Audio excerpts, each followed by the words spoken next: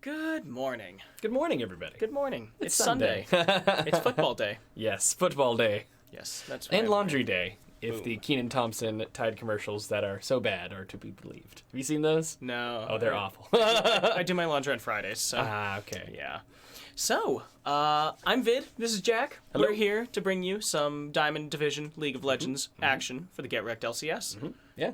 And this first game is the Poo Poo Crew versus, I'm actually blanking, Unlucky Retribution. Yep. Yes. Sorry, I always, Whether it's I Ascension see or Player John, Retribution or- and then I'm like, oh god, which one is this? Because Yep. he's always on the Unlucky teams. But he's Unlucky Retribution this time, Unlucky Ascension. Totally His different. sister team. Yes. Yes. And in their academy, they have an Unlucky Ascension Platinum Academy. Yes, So. Platinum Academy. UAAA.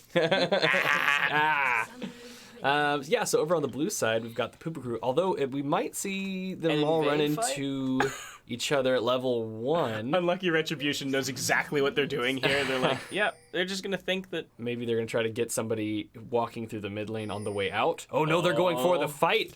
They throw down the ward. Here it comes. Somebody's already close to going down. Drifty, 12, trying to get out. Flash is going down as they try to pursue 43. First blood goes over to Gavi. Now, 2 more kills going down. Double kill for Gavi. You have Rudder going a little bit low. Saigadam going to flash over the wall, but it's not going to work. Flash in from 09 to get the kill, but now he needs to get out. The heal's going to come out. Will that be able to save them? They can't go into the tower. They're going to take way too much damage. So 09's flash and heal for that kill are worth it. Yeah, so a 2 for 2 there across that fight, and 9 of 10 flashes were burned. The only person who didn't flash was 52.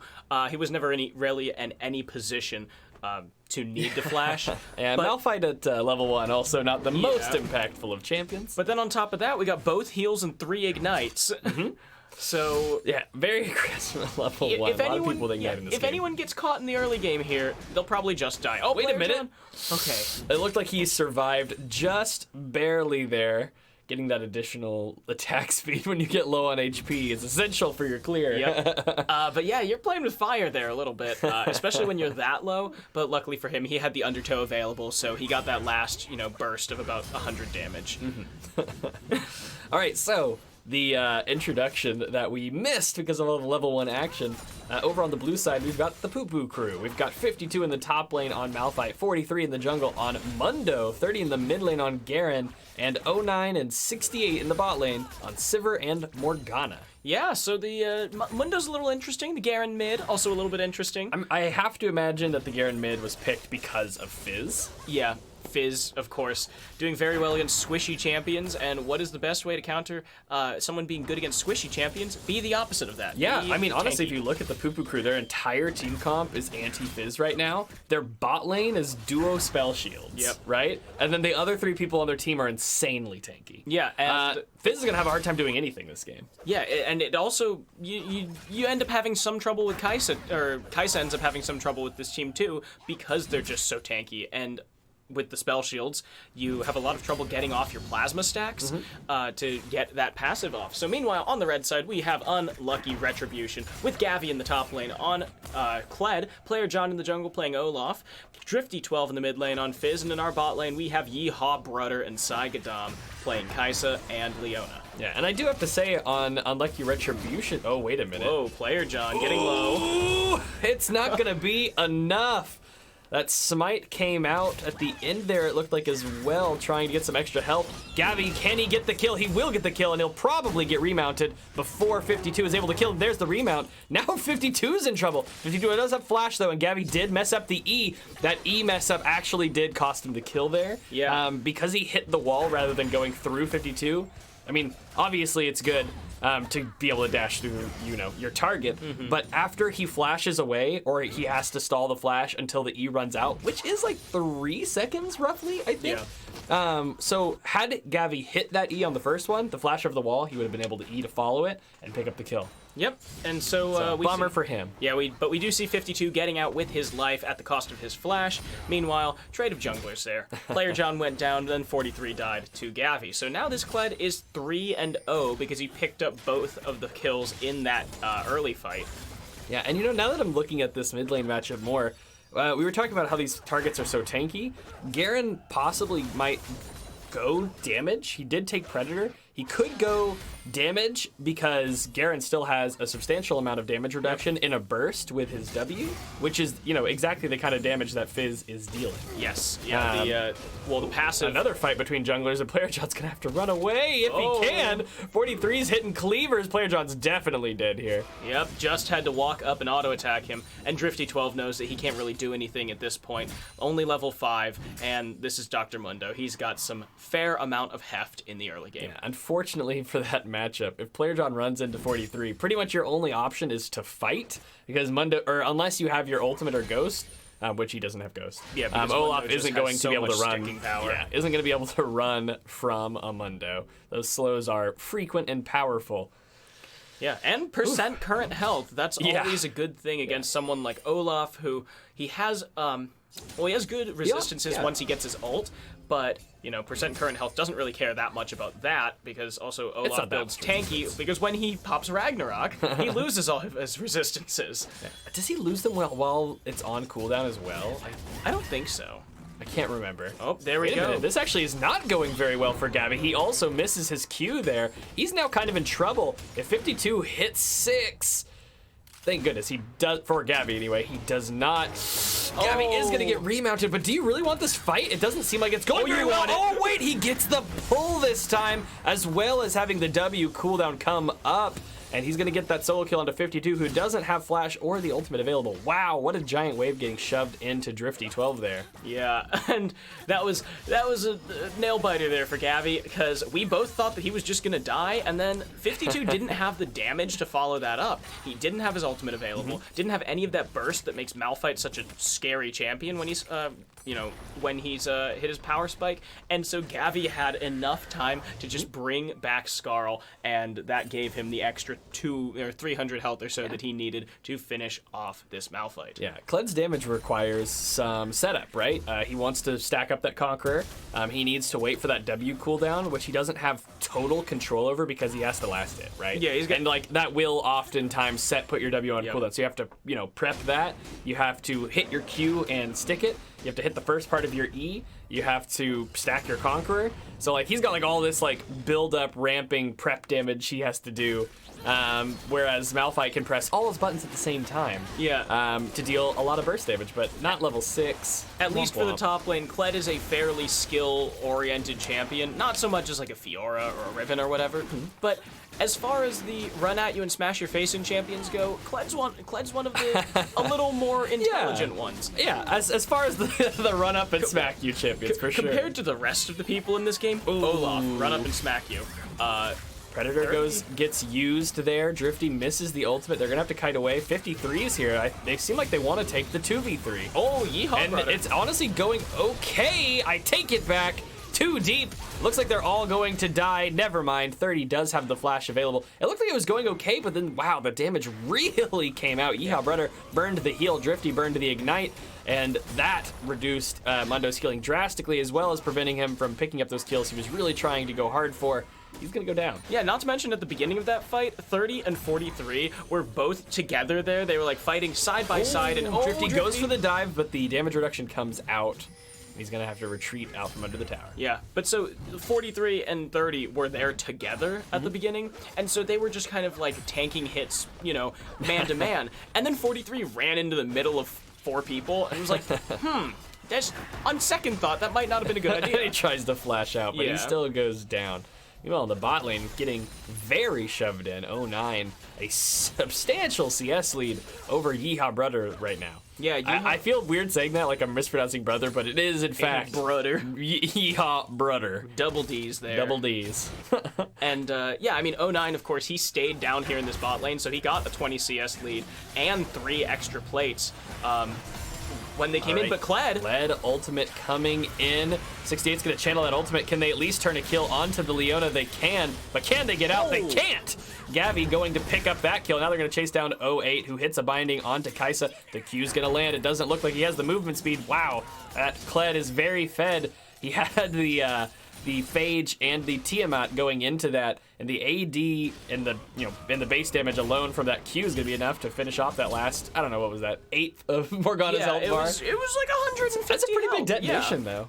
Yeah, it's a pretty big detonation. It's one of those skills that does take a fair amount to actually.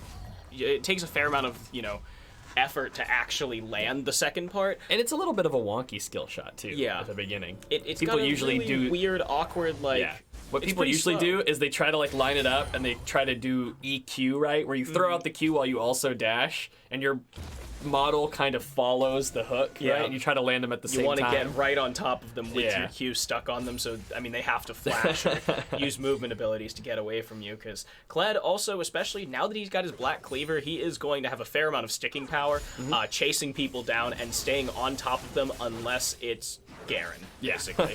But yeah, no, good on Gavi. He's started out strong with the double kill level 1, turned that into some kills in the top lane, and now he's using that Kled ultimate to run when he can. And this is Snowballing his lead. This is kind of what we're expecting from this matchup specifically, because this is, well, both of the unlucky teams currently in the Imperial Conference are 3-0, but the PPC was really seen as the top tier team in the conference coming in. Summer Splash. Yeah, as well. They won Summer Splash pretty handily too. Pretty handily, yeah. It was 8 uncapped teams.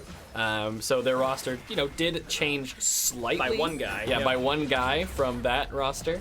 But yeah, so they're here with one person's difference, but it seems like, at least at the moment, the other teams have really shown up. Yeah, and of course, Unlucky Retribution has never really been any slouch. No, I'm not. Yeah, I'm not. I'm saying the other teams have shown up. They've gotten better. PPC, still a very good team. Mm-hmm. And of course, PPC trolling a little bit in their first 2 matches, which they ended up losing one of their first 3. So I think, well, I mean, obviously this isn't meta playing right here. Yeah, this is. I mean, so there actually is a little bit of a case for Garen, at least, because people have even been doing that weird thing with like Garen Yumi bot lane, right? And people are like, oh, it's okay because Vayne counters it, but then they still beat the Vayne in that pro match where they were like, oh wait, pick the Vayne that counters this, and then it didn't work. G2 fanatic. Yes, and so it seems like, I don't know, Garen, he is a pretty straightforward champion, but he does have a lot of raw power behind that, and if you can make the proper decisions, right? If you are doing really well at your macro play and decision making, Garen can do work. Well, and the other thing is, yes, Garen and Mundo aren't meta by any stretch. Garen mid and Mundo jungle are not meta by any stretch, but at the same time, really neither is Fizz. He's Fizz more of a isn't super skill. meta. He's more of a skill pocket pick. And there's a lot of matchups where you play where you have to play so ridiculously carefully against a Fizz. Yeah. As soon as he hits level 6, he has kill potential on you for like the rest of laning phase. So why would you do that? So why would you do that when you can just play Garen? Yeah. Play a champion who has a massive damage reduction on his W without any mana cost. You can pick 3 Juggernauts. You can silence him so he can't dash away from you, so you can get good trades on him. Yeah. Honestly, sounds like a really good matchup. And kind of like we mentioned, he's not going full like lethality, right? But he is kind of going damage. He went for some Merc Treads to go with his Predator, and he's also picked up a Phage. Ooh, almost stealing away that blue buff. They do have vision of it. They see Saigadam backing here. They saw him complete the back. They know they're down a member, and it looks like they're going to look for something here. There's the ultimate. He's going to immediately Zanya's. In comes.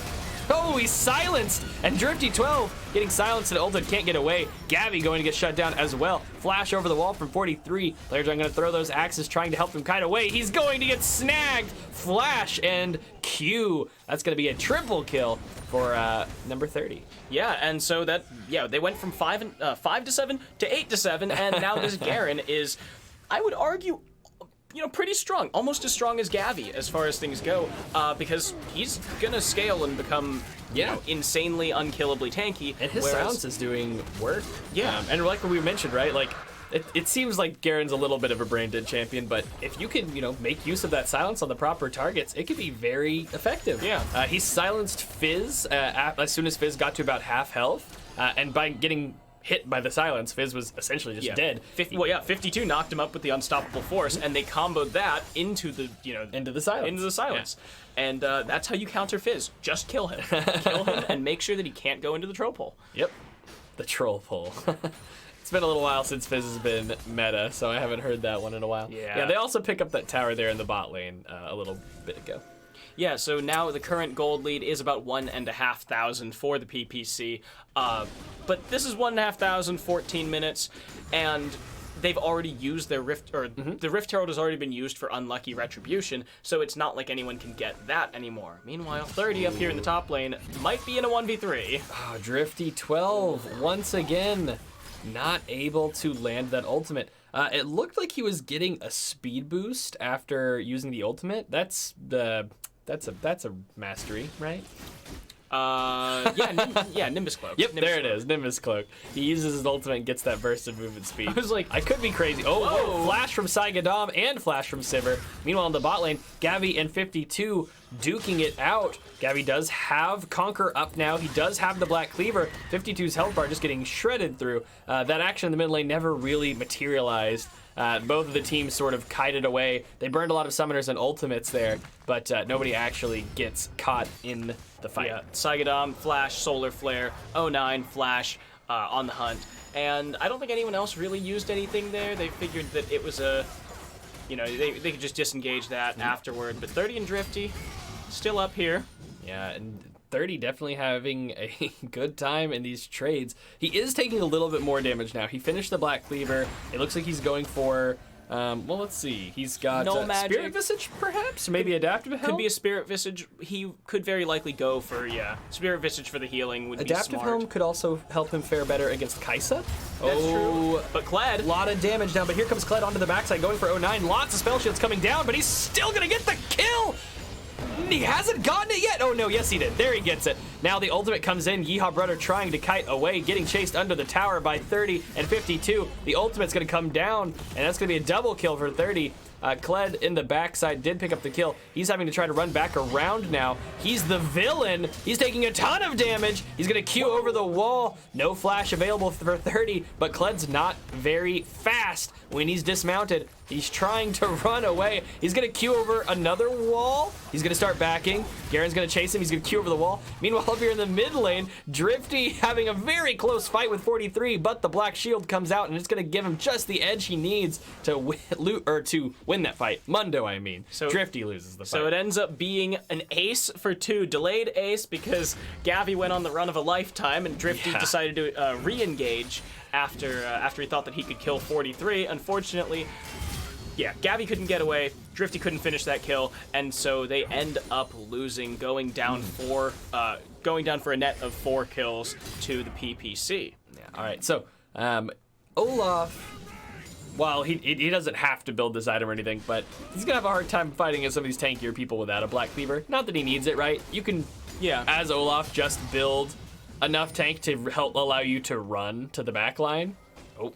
Yeah, and of course, the backline here is 09 and 68, neither of whom can actually deal with an Olaf running at their faces a million miles an hour, because he doesn't really care about CC. No, he doesn't really have care any about of that sort of CC, nonsense. and the spell shields don't slow him down as much as other champions, given his reliance on auto attacks. I was say, considering he does all physical and true damage, yeah.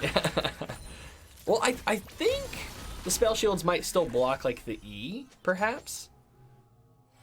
I don't think it's an auto attack. I think it does count as a spell. It blocks right? from the not so the damage. Sivir, I mean Sivir's spell shield. Yeah, Sivir's spell shield will block his E because it's a casted spell. ability. Yeah. Morgana's but Morgana will just would not do anything to him. Except because you can still take damage from physical spells. Yeah. Except it would stop the slow on Undertow. Is the only thing that only thing that Morgana can do against Player John, except die, of course. Or just build another Zayas. I mean, preventing the slow on Sivir, that's helpful. Because Olaf, I don't think, has any magic damage, so he can't actually burn through her shield. So she's basically slow immune to him in the duration. Mm-hmm. All right, so Dragon is spawning soon, and the Poo Poo Crew has priority on the Dragon. However, looks like Unlucky Retribution going straight for the tower. They're going to try to get it and then pick the fight. Gabby throws down the ultimate, but it just hits 43. Now he's trying to get in, but he's getting locked up. Nice ultimate from Saigadam, stunning too. Drifty going to ult and pick up the kill on to Morgana. 09 running for his life. He is going to go down, or Sivir, she is going to go down 43. Trying to fight. The ultimate from Malphite comes out. They're trying to outlast them. Drifty goes up. There's no ultimate for 52. Gavi got remounted by the skin of his teeth. 52 is going to flash away. Meanwhile, in the top lane, this was all a fight that in which it looked like Unlucky Retribution had the numbers advantage. And Gavi, 30 has been sitting up here at the top lane, and he's going to take that tower. Yeah, so Unlucky Retribution does win the fight 3-2. They managed to get onto 68 very quickly. 09 managed to use both his spell shield and the Morgana spell shield, plus the On the Hunt to get away from Saigadam, get away from the Solar Flare, and stay in the back of the fight for long enough that he actually got Gavi dismounted and to about 200-300 health. Mm-hmm. Then 43 went back in to try and kill Gavi. Gavi got the remount. 43 went down, 68 was already dead, 09 then got jumped on. That's when Yeehaw Brother joined the fight to try and fight 52. Oh wait, I suppose 43 hadn't died. Yeah. At that point. But that's when Yeehaw Brother came in, 52 got an ult off, and they ended up killing 2? Yeah, they ended up killing 2, but losing 43. All right, so the Dragon is still on the table. It is a second Ocean Drake. It looks like Unlucky Retribution is hovering towards Baron. Dragon is halfway done just for Mundo damage alone. The rest of the team shows up. They're going to pick up that Dragon. The Unlucky Retribution just getting vision, maybe stealing blue buff. They're not really making much of that sacrifice there. It does look like they are trying to. They've cleared out all the vision there. Looks like they're going for a bush bait. 52 is going to be walking into it. The ultimate comes down. It doesn't stun anybody, but it slows 3. Now the ultimate comes in, knocking them up. Flash away from 09. He's getting engaged on by Drifty. Drifty's on a killing spree, picking up the kill. Drifty now going in onto Morgana. In the back line, they're trying to keep him off of the 80 carry, but they're unable to. Drifty going to pick up the kill onto Morgana finally. Gavi and 43 duking it out, but Gavi's in trouble. Can he get remounted? He cannot, but 43 almost goes down. Player John runs back into the fight just to pick up the kill. And meanwhile, the Garen teleported in, picking up some kills as well. Player John needs to be careful here not to run into a fight he doesn't want with 30. He's going to see him coming. He's going to just run back under this tower. Not quite. Still trying to get that little raptor. He's not going to get it. It escapes. And 30 now coming back in, the savior of that fight. PPC definitely would have lost that. Drifty would have gotten away with that kill. Player John has blue buff and red buff, and it looks like it's making him a little bit confident. Yes, Saigadam at his back. He's hitting the Qs. 30 does not have the ultimate available yet. He won't have this execute as an option. He's going to use that damage reduction, but he's going to get shut down. The true damage coming out at the very end after the... I actually don't know what Kaisa's Q is called with all the little missiles. Acathian Rain. Acathian Rain, and that I actually don't know what his true damage ability is called either. Reckless Swings? Oh, no, that's the That's the speed W? boost. That's the attack speed boost. Champion ability names are tough, man. Player John's just waiting in a bush here. He's gonna get spotted and run away. Yeah, some champion ability names are tough. It's certainly true, especially like the middle ones, because like the old champions have pretty iconic ability names. You know, Dark Binding, Black Shield, like, And some of them have just very obvious names. I think like between Bear Trap on a Rope. Bear Trap on a Rope. Exactly. Oh my god.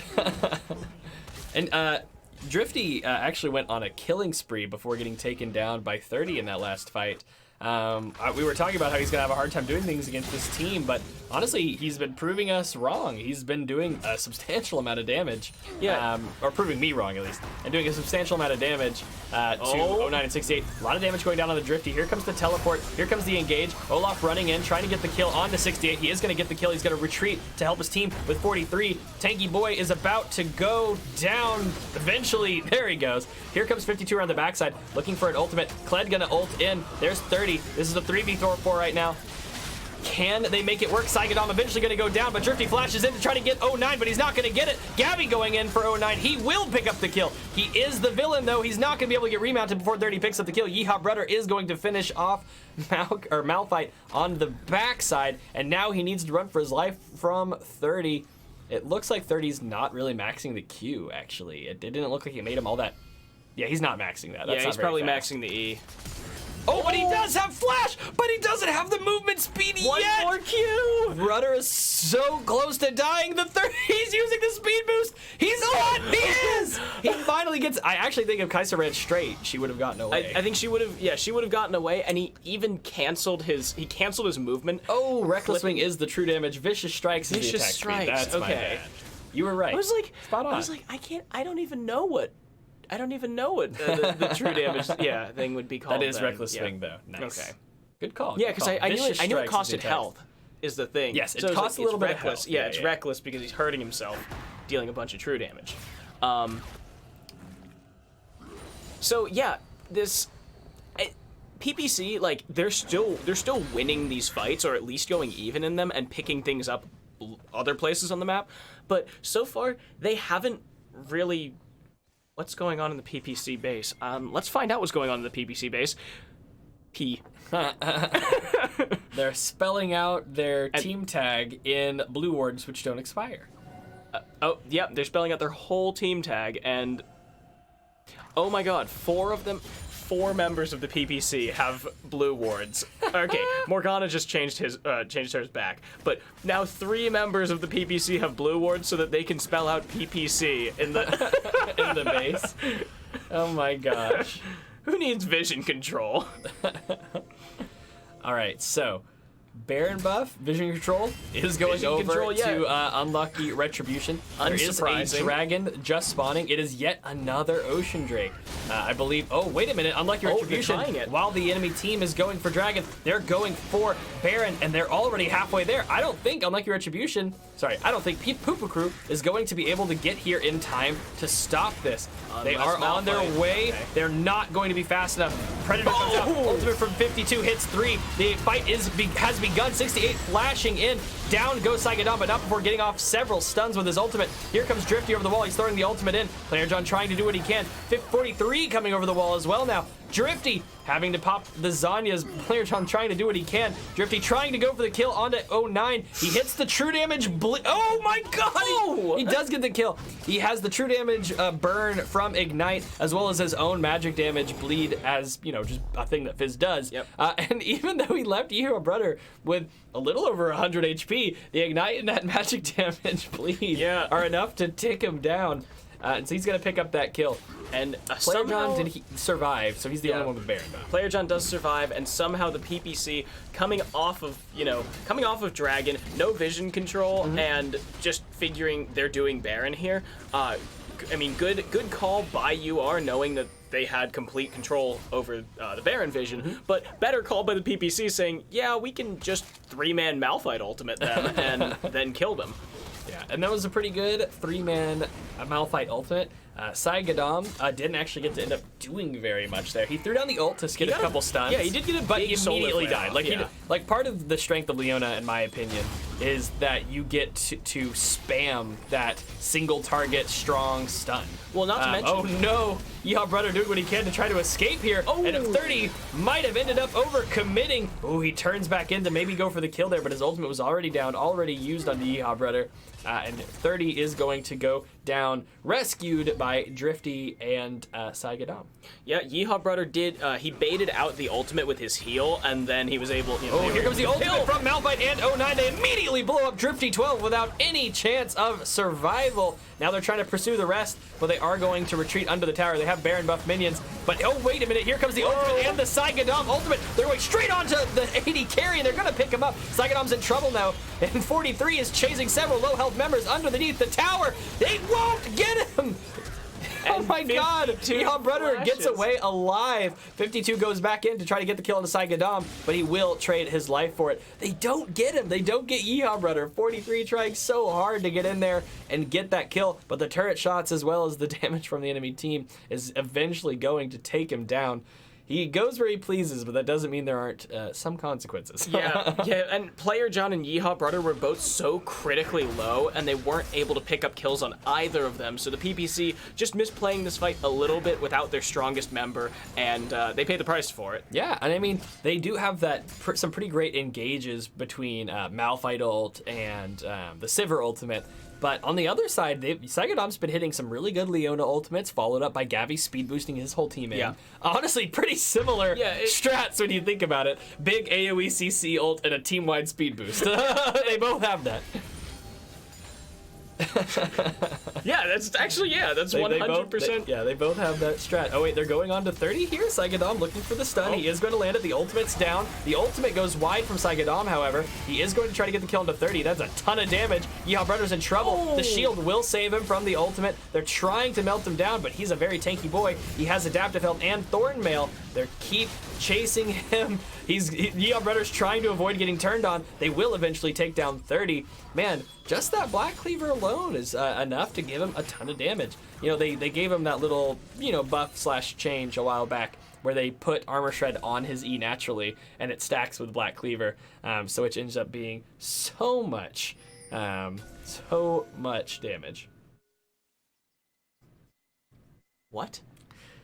I'm looking at Twitch chat now. I'm just, what? People spamming. He's not even memes, playing. Saigadom looking for something onto 68 here. He is going to Hex Splash over. He hits the root. That is a Black Shield coming out. Down goes the ultimate of the Zanyas. It will stun all three of them. Will Malphite be able to change it into something? He doesn't have the follow-up, so he doesn't want to use the ultimate yet. He's going to use it eventually, and as a last-ditch effort, they will pick up the kill. Oh, Nine's in trouble. They've got Mundo in the backline, but they're trying to get Sivir first. Now they turn their attention to the Mundo. PlayerJohn trying to lifesteal and sustain against Mundo. He is going to succeed and get away. 43 flashing, trying to get away. Gavi trying to go deep. He misses the Q, gets sidestepped. Here comes Predator from Garrett, and now Gavi's slow. Gavi's in trouble. Can his team do anything to help him? I don't think so. Oh, he blocks the ultimate, but the ultimate is not the ultimate doesn't get canceled. I think you actually can. Yeah, I think but there's a very specific, small, tiny window. I think it has to be frame perfect, basically. Yeah, the sword has to be in the air, and between the sword appearing and hitting you, it's very fast. Yeah. So, but if that sword appears, you can dodge it, but he barely misses it. He's gonna get ulted right at the back. Yeehaw Brother trying to survive. That is a big shield, and it's perfect against these tankier targets, but he is the villain. That's a ton of damage coming out from 30, and they can't get him. And without his damage, can they eventually kill 30? They can. It's a slow process. That Adaptive Helm working wonders against the primary damage dealers of Unlucky Retribution, both of them being Magic. I mean, Kaisa, has mixed. The entire passive is Magic, but yeah, that but it's huge, right? That's a big chunk of her damage. Oh, yeah, she's not quite as extreme as Vayne, but she still has an element of that stack your passive for the teleport coming from Gavi. Yeah, here it comes the teleport. 52's looking for an ultimate onto several. They're trying to keep spread out. The ultimate not going to stun anybody. Saigadom going in. 68. Oh, wait a minute. Oh, 09 gets assassinated. Barely there. Drifty going deep. He's going to get Morgana as well. He goes into Zanya's. Can he avoid dying to 52? He has a lot of time. He does. He has a lot of time in the air. He just keeps stalling out for those cooldowns, spamming that troll pull, and he's going to survive. Drifty 12 is doing very well. And we've been seeing a lot of Malphites recently in Platinum and Diamond, but the problem is all of those Malphites basically have been building they've been building damage in the jungle. And now you've got 52 doing tank top lane, and he doesn't have any of the damage that all of these Malphites are doing. Have been doing in these other games. And so he just cannot finish any of these kills. It's so unfortunate to watch. He keeps getting in these situations with such low health targets, and he just barely lacks the damage to get the kill. Yes. I mean, this is still a dead even game. Like, the gold lead has been basically negligible for the entire game, except for the parts like, oh, well, we got Baron, but then we got aced. Oh, well, yeah. And so now it's 1,500 gold in favor of Unlucky Retribution. But they're sitting on some shutdown bounties, so the next team fight might just kind of swing it back, and now 43. Okay, yeah, no, everyone's really tanky. They all just kind of run into each other, and they're like, it's whatever. Yeah, player John takes almost half his health there. Yeah, so. Between Morgana damage and those cleavers. Oh, wait a minute, coming in. Ultimate's coming around the backside. Player John's going in onto 68. The rest of the team's trying to get onto 09. Are they going to be able to get 09? They are. Drifty 12 goes onto a rampage. He's trying to kite back. They're trying to kite back as a team. Wait a minute, they're turning this around. They're going back in. Saigadom going to have to flash out after engaging. Oh, and Flash comes out from 52. And he's gonna go down. Ultimate comes out from 43. They can't quite get the kill. They're gonna have to retreat back out from under this tower. Flash from 52 is burned, but he's not able to escape. He gets chased by those projectiles. And I think 30 was trying to go for either Drifty or Yeehaw Brother there, or possibly player John. But the problem was he ulted Gavi and dropped the Demacian Justice to knock him off Scarl. So. All right, they are going to snag the Baron. Don't lose a single member, and they're all going to back. That is huge. They're going to be up 4K gold after that, and that's like, a true 4K gold lead because they have backed to purchase. Every now and then you'll be like, oh, they have like a 6K gold lead, but they haven't backed since their gold lead was 3K. Yeah, so like really it's just a 3K gold lead. But so that's like a true 4K gold lead right now, as well as Baron buff and the additional stats and handy minion buff that come with it. So things are looking good for Unlucky Retribution right now. They've, for the most part, won the last two fights. They have still been kind of close and scrappy with very low health bars. But Unlucky Retribution has team fought well and clutched those fights. Saigadom walks straight under tower. He's not messing around. Here comes the ultimate. They're chailing so much damage and so much CC. Ultimate on Yeehaw Brother, but he's the only one. They're going to immediately finish off 52. Drifty trying to kite back out. Gabby is locked under tower. He's trying to get remounted, but he has GA, so it seems like he's a little bit liberal with his health bar at the moment. Drifty 12 goes back in, almost gets the kill onto 09. Will the bleed after the fact be enough? It is not, and he also goes down to number 30, who's actually eating so much damage from Yeehaw Brother now. Oh my goodness. Oh, but Gabby's still low. Oh, he's trying to get remounted, and he succeeds after flashing in. Is he going to be able to get a kill? Doesn't look like it. He ults to try to follow them over the wall, but it's going to be a little bit too early to get the dash like watch that. out. 30's coming, and he's angry. 30 is going to eventually get that kill, but will he pay for it? No, he will not. He has flash available. Yeehaw Brother picks up the kill onto 68, but he's going to go down to 09 in the process. Good God, these numbers are difficult. And another scrappy fight coming out. And Gabby's Unlucky in trouble. Oh, he comes back over. And 43 going to burn the flash. Gabby trying to get remounted, but that extra bit of damage from Sivir is going to come over the wall. They get aced, not able to team fight well enough that time. It actually looked decent for them for a while there. They picked up a kill, but then they started getting like way too aggressive. It felt like Gabby flashed in just to get remounted. I mean, that was actually a pretty ballsy move, and it paid off for him because they ended up getting another kill later onto 68. And they almost got, they got that kill onto 68, and... But they're losing a lot now.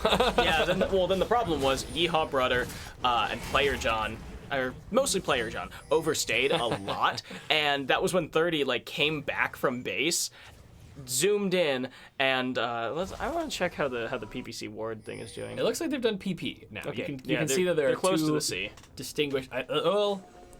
They're close to the C. They all they've started the C. 4 of them have their blue wards. Actually, nope. Mundo 3. just switched over to scanning. I believe. Every time they go back, they probably switch over, pop To it, use and then it and then switch switch back. back. Yeah. A slightly less vision control than they might otherwise have. Hey, but, 68's got 88 vision score. Oh, Player John's in trouble here. Gonna get locked up by 68 and 52. He is actually decently tanking out 30, almost taking down Drifty in the backside, but he gets interrupted by Saigadam, so that's gonna stop. 52 getting aggressed on here. He's taking a lot of damage. He ults back in. Meanwhile, in the backline, the carries are fighting against Garen. Saigadam is eventually gonna go down here. Garen's retreating back to try to help this team deal with Gavi, and he turns back around, going in onto the carries. This does not look good for Unlucky Retribution. 30 is gonna pick up that kill. Yeehaw Brother comes out of the Zanyas. He's gonna go down as well, and that looks like it's gonna be the game. Yeah, it's a for Poo Poo clean Crew. ace here, and the PPC finally turned back in the gold lead. They were down for a while, and they were up at the beginning. They were down for a little while, and now they've just squeaked out a 600 gold lead, and they're going to try and end this game here. And the last couple of fights that UR was winning, they managed to get on 09 first, pop him immediately, and then you can just kind of deal with the tanks at your own pace, because as long as you don't die to Garen, you're fine. This one, however... And so Garen ran into the backline, too, 1v2ing Yeehaw Brother and Drifty 12, because he has a decent amount of resistances, but an adaptive helm, which is so huge for just completely ignoring the damage from Fizz and Sivir. And the problem was, Kai'Sa. once you get Fizz and Kai'Sa distracted, Gavi doesn't have enough damage to finish off 09. Not on his own. Yeah, against the CC train that is Morgana, Malphite, and Mundo. And so PPC is going to take it in a from-behind last-minute victory. And that means both of these teams are now 3-1. Yeah, 3-1. So UR is no longer undefeated. And so our next game in just a couple minutes, we will be coming back with whatever happens to be next on my phone. First Blood Legion versus Oklahoma Good Diamond Rush. So don't go anywhere. We'll be right back. Woo!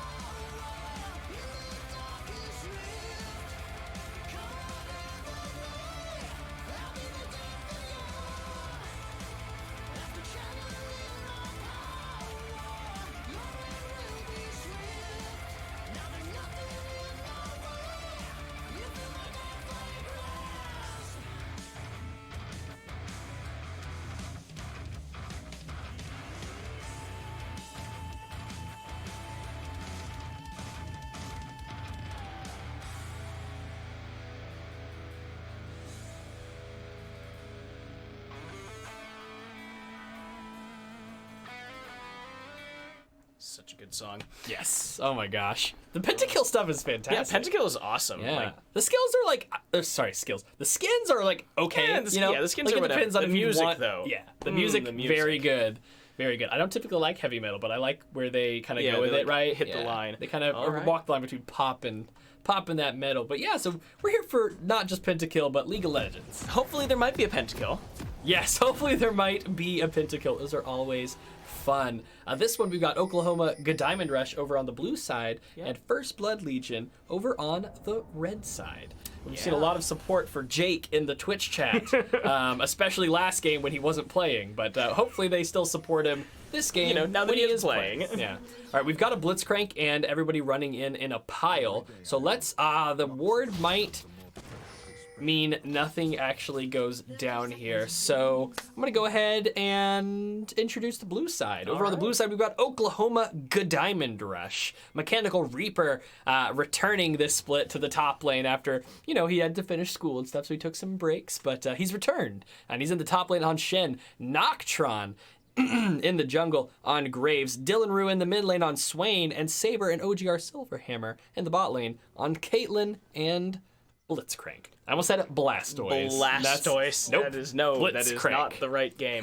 Meanwhile, on the red side, we have the First Blood Legion. Oriana Prime in the top lane playing Galio. Echo in the jungle on Karthus. Hajime Nagumo playing Ahri in the mid lane. And in the bot lane, Phoenix Glory and the fan favorite, FBJ, on the lovers duo, Xayah and Rakan. Yeah. I've also enjoyed seeing Noctron get to play this split. Landsneck last split we played had just this super wonky roster. It was changing all the time. We had lots of different people playing for us. But we started to have people that could consistently play. Noctron was one of the people who was a sub, and he was great.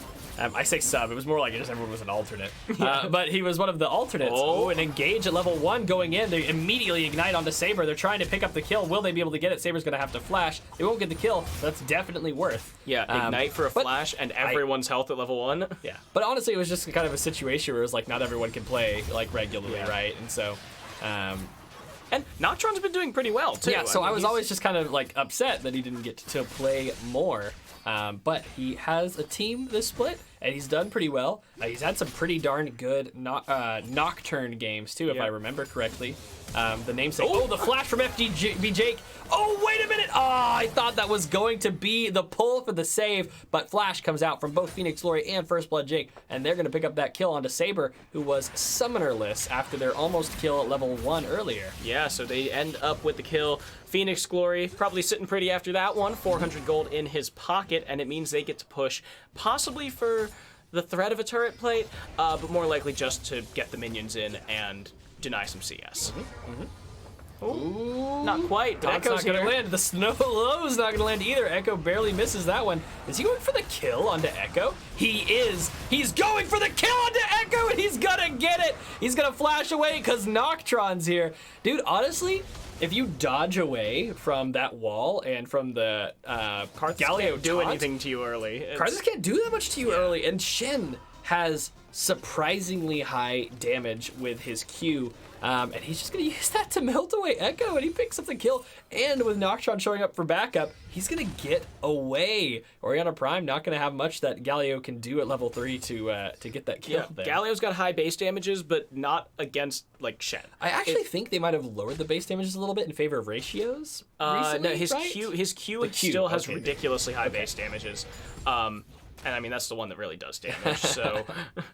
I can't quite remember. I know they did some changes to him recently that made AP Galio more of a thing, but I don't know exactly what they did. There were some compensation ratio buffs for AP Galio after they took away his flash taunt. Ah, gotcha.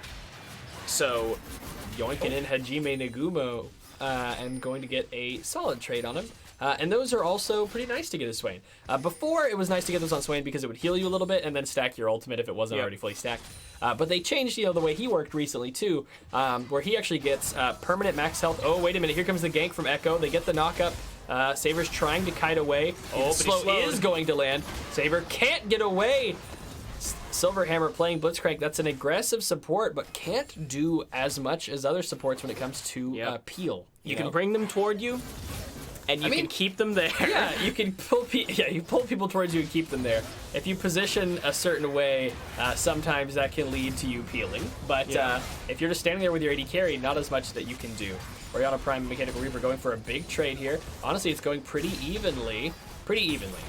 That's going to be a plate going over. Blitzcrank trying to put down a little bit of poke damage, but that shield from Rakan gonna keep him healthy. And the bot lane here for First Blood Legion is pretty much up 1,000 gold. They are the only significant source of gold lead for their team. So I'm gonna go ahead and say that is a full 1,000 gold. That was a very good E from Orianna Prime. But Orianna Prime, no! He flashes! Orianna Prime flashes. He had, like, Aftershock, which I don't think the pop was timed right. It seemed like it went off a little bit earlier than that. Saber. No. Okay. Saber's just not having a good time. This is, unfortunately for Saber, just one of those games where you die a couple times and you get a little bit reckless. You're like, well, I died a few times. What's the harm in dying a few more times? Oh, they're probably gonna go back. They've got to go by and everything. All coming out from Dylan Rue. He gets the kill, the ignite, the damage from the ultimate, not fully stacked, but still enough to pursue the kill with just one last auto attack and that true damage burn. Nice understanding of your damage there. Yeah, and because Rue. Hajime Nagumo didn't quite, wasn't quite 6. Yeah, it wasn't quite 6 and wasn't quite expecting it. He's just kind of. Oh, so he kind of hit 6 towards like the end of the engage. Yeah, ulted away, but it wasn't enough. Oh, here comes Noctron. Noctron, but that is a very fed Xayah. You have to be careful. Shin teleport coming in. Can he get the double taunt? Just the taunt onto the 1, but they'll take that. That's a shutdown onto Phoenix Glory. Kill goes over to Noctron. Things are looking pretty good for OGR in the solo lanes, but man, Phoenix Glory and full First Blood Jake have just been playing Saber, waiting in bushes, picking up these kills.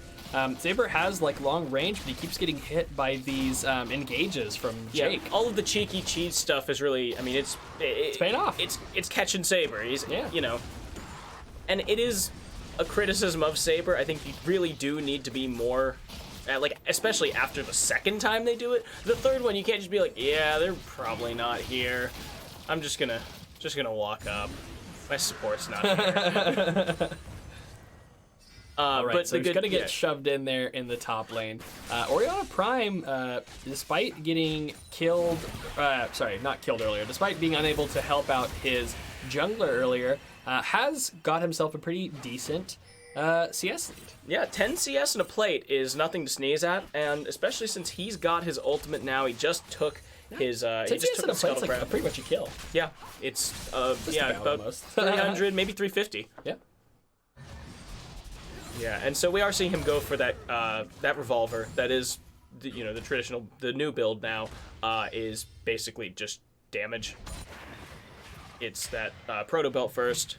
Yeah, then you go into it's kind of that bruiser. Then you go into an off tank item. Yeah. Yeah. Stuff like Abyssal Rod, maybe. Yeah. GLP, the proto belt, like. Some of those items you can't go at the same time. Yeah, not at the same time, but like, yes. But those are the kinds of items that he is more common. Oh, Dylan Rue, fancy feet here. Oh, there's an engage going on. FBJ does miss that ultimate. Saber is not going to get the root. Jake's not going to get the root. Phoenix Glory actually goes incredibly low. They will get the kill. That's actually fantastic. They turn it into a 1-for-1. Yeah, and well, here comes Noctron on the backside, trying to get this kill onto Orianna Prime, who does not have Flash, and Mechanical Reaper knows that. Mechanical Reaper needs to make sure he doesn't, ultimate maybe not necessary, but he does pick up the kill and secures it onto Orianna Prime. Mechanical Reaper and Noctron get a kill and assist up in the top lane. Yeah, and I do have to question Phoenix Glory. A little bit of a criticism here because he kept going for the kill on Saber. When the ultimate was coming out from Echo, he could have given his Karthus jungle a kill and possibly saved his own life, dealing a lot more damage to Silverhammer, forcing him away. You're right. Instead, he completed the kill on Saber. Echo didn't get anything, and and just a like little we've bit. talked about before, like sharing the gold across your team is good. Oh, wait a minute! That was fantastic. He still is going to hit the charm, but I think Saber is going to live this after Jake blows everything. So Caitlyn, I don't even know if it was intentional, but used the little dash. 90 caliber net. The 90 caliber net.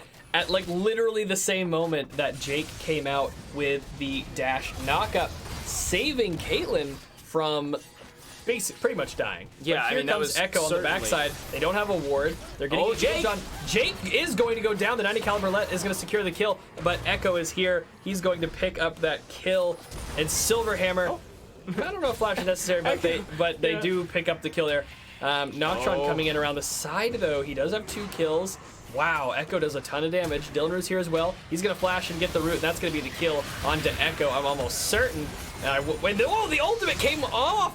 I actually did not realize. Oh no! Mechanical Reaper.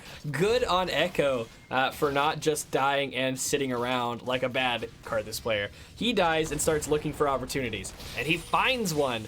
The ultimate comes in from Mechanical Reaper onto Dylanru as they go for that dive. Dylanru flashes in not only to land the root, but to get Shin closer to the action. Shin is able to help secure that second kill on to Phoenix Glory. However, it puts him in turret range, eats a few turret shots, and as he's retreating, the dead Karthus cleans up the kill. Karthus does a ton of damage. Wow. Yeah, Karthus, the only champion where it's actually smarter just int at the beginning of the fight. Yeah, in those late game team fights, if you die, you can't be CC'd. You don't worry about mana. Yep.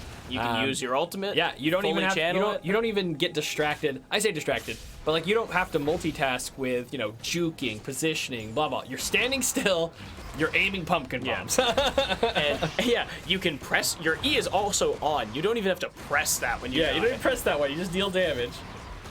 Yeah. No, I honestly like the strat where you use the ultimate like before the fight to deal damage, right? And then as soon as the fight begins, like you kind of channel the ultimate. Oh, Whoa. flash taunt. He gets the E. He gets rooted, and flash taunt well executed by Mechanical Reaper with the help of Dylanru. That's gonna be a kill. Yeah, good mechanics here by the Mechanical Reaper. And Dylanru also helping out with that passive there. Of course, without that, probably would not have died. Having the pull back in, of course, is super, super helpful. And meanwhile, we see the entire team of Oklahoma Diamond Rush rotating down to the bot lane. Yeah, pretty much everybody's here except for those 2 members of First Blood Legion that went back to the base. They're on their way up. Mechanical Reaper. Ooh. He's looking for something Oh, here. I think Dylanru revealed him. Oh, man. Oh, he is going to hit the root there. Wait a minute. A fight coming out. Jake getting way over his head. Oh, here comes Galio. Phoenix Glory going to dodge away from Silverhammer's ultimate. Karthus ult coming down. It is going to get the kill onto Noctron. Dylanru's trying to fight Karthus on the backside, but here comes Hajime Nagumo to assist him. Silverhammer survived with the help of that mana shield. An Infernal Drake is going to go over to Red Team. And things weren't looking great for them at first, but FB Jake went in, but they were able to turn that around. Dylanru going to get taunted here. Going to be chained into a charm from Ari, and that is going to be a kill onto Dylanru. Nice moves from, the teleport immediately coming out. They're going straight for Saber. He's going to teleport in behind. Orianna Prime going to land on the trap, but it's fine. No, it's not fine. Orianna Prime's getting chased by minion auto, and it's not enough. Oh my goodness. Saber almost gets the return kill onto Orianna Prime, but just barely not gonna do it. The heal comes out, not enough. Saber is gonna go down. Orianna Prime, it's a risky play. Flash and teleport burn, but at the end of the day, it did get the kill. Phoenix Glory going incredibly low, has to flash away from Silverhammer. Yeah, Phoenix Glory. He was like, what's a Blitzcrank gonna do to me? And a Blitzcrank was like, this. Woomph. Yeah, so now Noctron's here, and they're gonna be able to take down this Rift Herald without any trouble. Unfortunately for First Blood Legion, they are not going to be able to get the charge off. So now it is still pretty even. 1,500 gold here at 14 minutes. Ooh, a lot of good wave clear, and actually going pretty hard there. Following up that wave clear in those rockets to get a little taunt and passive proc off. Are you more, so I mean, it can be situational, but do you lean more towards Aftershock or Grasp ever? I kind of lean towards Grasp personally with the playstyle I like more. Hajime Nagumo, though. Oh, he didn't have the Q quite back up. FBJ going all in on the Saber, doing almost all the damage by himself. And that forces the stand united, so. Yeah, and that leaves the top turret unprotected. Yeah. Sorry, do you really have a preference? I kind of prefer grass. The way I I'm like to an play, always but- aftershock kind of guy because Yeah. I don't play top lane. I like grass. They both are good, and I honestly do think sometimes I choose grasp, even though I think that aftershock might be better. Just because I really like grasp. I like the bonus damage and bonus health. I like that it facilitates going for like longer fights. And I'm like, man, I know the longer fights aren't gonna happen, but I still just want to take And it. I mean, yeah, those are all legitimate reasons to take grasp. It's just, because since I don't trade in lane with the melees, yeah, no, that makes sense. yeah. It's often better for aftershock because you're not getting off autos every 4 seconds for a long ass fight. Oh, the ultimate comes over. Hajime Nagumo looking for something cheeky, trying to turn Dylanru's engage into his own, and he's gonna burn the flash and the ultimate. Noctron is here. Hajime Nagumo might have overcommitted to this. Dylanru is going to go down, and that ultimate's also gonna pick up a double kill by picking up one of the bot laners. Silverhammer trying to escape. That looks like it's gonna be a kill over to Phoenix Glory. That's going to be the bot lane of Oklahoma Diamond Rush going down. Noctron might be in trouble here. Here comes Echo. Going to dash away, though. Can he get away from Echo's damage? He runs back and forth, strafing away, dodging both pumpkin bombs. He's going to flash that emote. And so when it's all said and done, that is going to be a 3-for-1 for First Blood Legion. Puts them ahead in the lead here by about 3,500 gold. Yeah. Dylanru's been doing solidly this game, kind of middle of the road at the moment. The top laner and jungler for Oklahoma Diamond Rush faring pretty well at the moment. Noctron, Mechanical Reaper doing solid. But Saber and Silverhammer, they haven't honestly been like playing terribly since the beginning of the game. Yeah. But they lost all those kills at the beginning, and now Rakan Zaya is just forcing these fights over and over. If they stray anywhere away from a tower, they are just They're they're toast. At this point, they individually they're playing pretty okay, but just you can't give up like 3 kills to a Xayah that early, and then Rakan just keeps forcing these fights. Yeah, Rakan is forcing these fights, and he's forcing them really well. So Saber and Silverhammer are just kind of playing catch up the entire time, trying to figure out a way to keep themselves alive. Saber so is even they overextended here. That one is just overextended. that's another one. Not enough ward coverage. One pink ward right there will not save you. So, false sense of security. Saber gets a little bit overextended. I'm wondering if he's feeling a little bit of a mental go boom situation. And as I was saying, perhaps. I don't know. They're playing okay individually right now, but at the same time, Flash from FBJ not going to land. Hajime Nagumo, though, does a ton of damage. So does Phoenix Glory. They're going to pick up that kill. Mechanical Reaper so close to picking up this tower in the top lane. That'll be his team's first tower. Noctron trying to get a little bit of wave clear here. Whoa, Silverhammer's in trouble. Echo and Orianna Prime are here near the Raptors. They're going to chase him off. Yeah, and I mean Dylanru just got caught, not necessarily on his own, by his own fault. Hajime Nagumo got a pretty good charm. FB Jake actually missed the flash knockup because Dylanru went the other direction and popped the ultimate, but he ended up dying anyway because they do some damage. Yep. I mean Ahri with Luden's Echo, and scary. Man, I've played so much TFT lately. I'm not gonna lie. I keep looking at some of these characters, and I immediately think to their They're even good. their abilities. We kept seeing Garen last game, and I'm like, oh, must be a rank 3 Garen. Yeah, it's pretty Really tanky, doing a lot of damage. Yeah, damn, you put some items on that boy, huh? And Saber again caught. This is his fault. That's. Oh, wait a minute. Noctron. Mechanical Reaper actually. Nice flash. Taunt. Oh my god. The damage coming out from Saber's headshot, coupled with the enhanced Q from Shin with the Titanic reset. Good lord. TY Mr. Reaper Man. Oh my goodness. Yeah, Mr. Reaper Man shows up, hits a nice flash taunt, and then just nukes the enemy AD carry. That's a fed Shin at the moment. Wow. Yeah, 5 and 2. Still not the highest level in the game, though. Highest level in the game currently going to Hajime Nagumo and Noctron, who's been clearing pretty quickly. 154 CS. He has been picking up waves, from time to time. We saw him pick up a mid lane a minute ago. Well, not to mention, Noctron has also been kind of keeping to himself this entire time. he has been shows up farming when a his lot. team needs him, but other than that, he's like, yeah, I'm about to head out. I mean, hey, Graves, if you get a lot of get a good lead in the mid game, is very tough to deal with. he becomes a pretty tanky and high damage boy. Yeah, not to mention he's got a great clear compared to Karthus, so you can just kind of outdo the Karthus there, even though Karthus has the boom you're dead button. Okay, so players mostly just fighting for vision at the moment, trying to look for a bit of damage onto Jake. He's going to dash away. They're not going to be able to clear out that ward there. There's a pink ward. Now they've got it. Yep. All right, Baron is spawning shortly. I don't know if anybody really wants to try to go for it. I don't think either team honestly, is really capable of doing it. So Karthus Zaya is pretty solid. Yeah. They just, I don't think they can do it. Shin Graves actually pretty solid at Baron as well.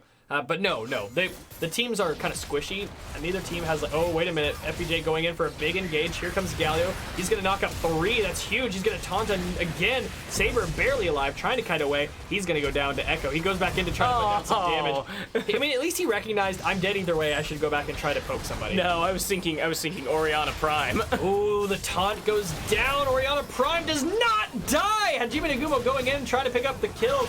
He is going to die. The Ignite will not pick up Dylan Rue. Triumph, the heal, will keep him alive.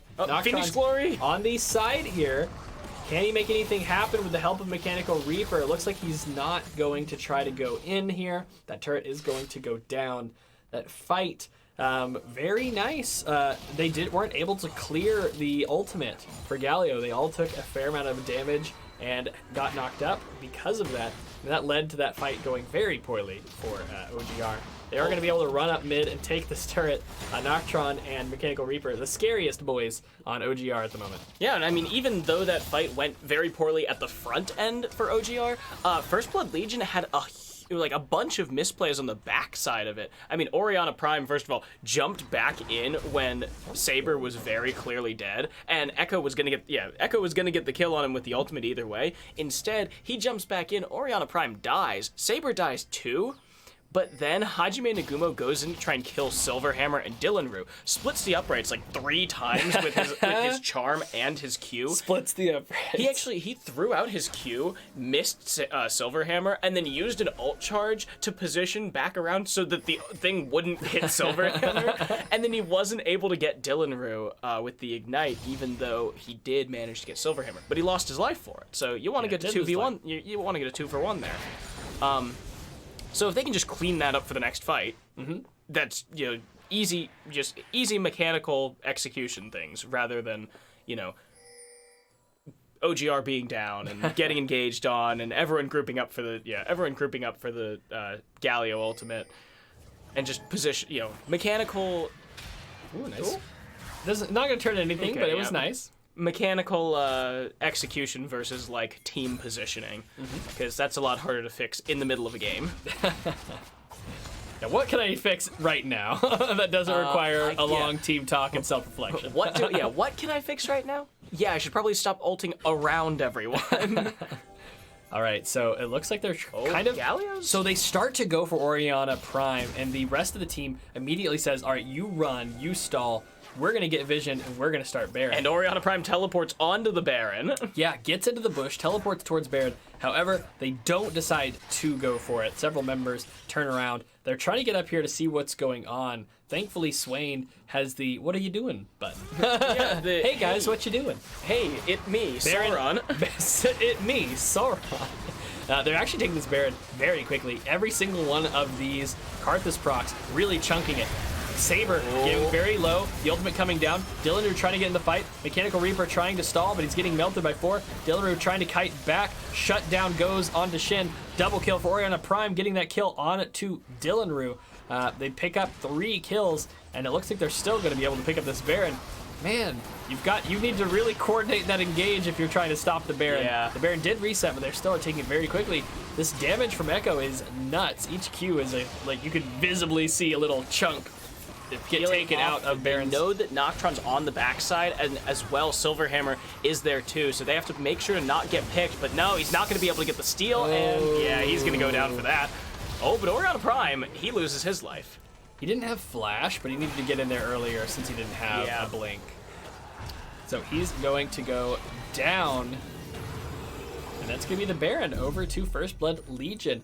They currently, after backing and buying, they have a true 6k gold lead just about. Yep, just about a 6k gold lead. And I forgot to look at the pre-Baron take gold difference, but was it the 1500 gold for a Baron? So And they also picked up 4 kills. yeah. Well, they picked it up before they took the Baron. I'm trying to figure out the Baron power play because we did this yesterday, and if I do it more, I'll get better at just kind of doing it in my doing head. the Baron power play. Okay, so it's 6k. It was 6k. Mm-hmm.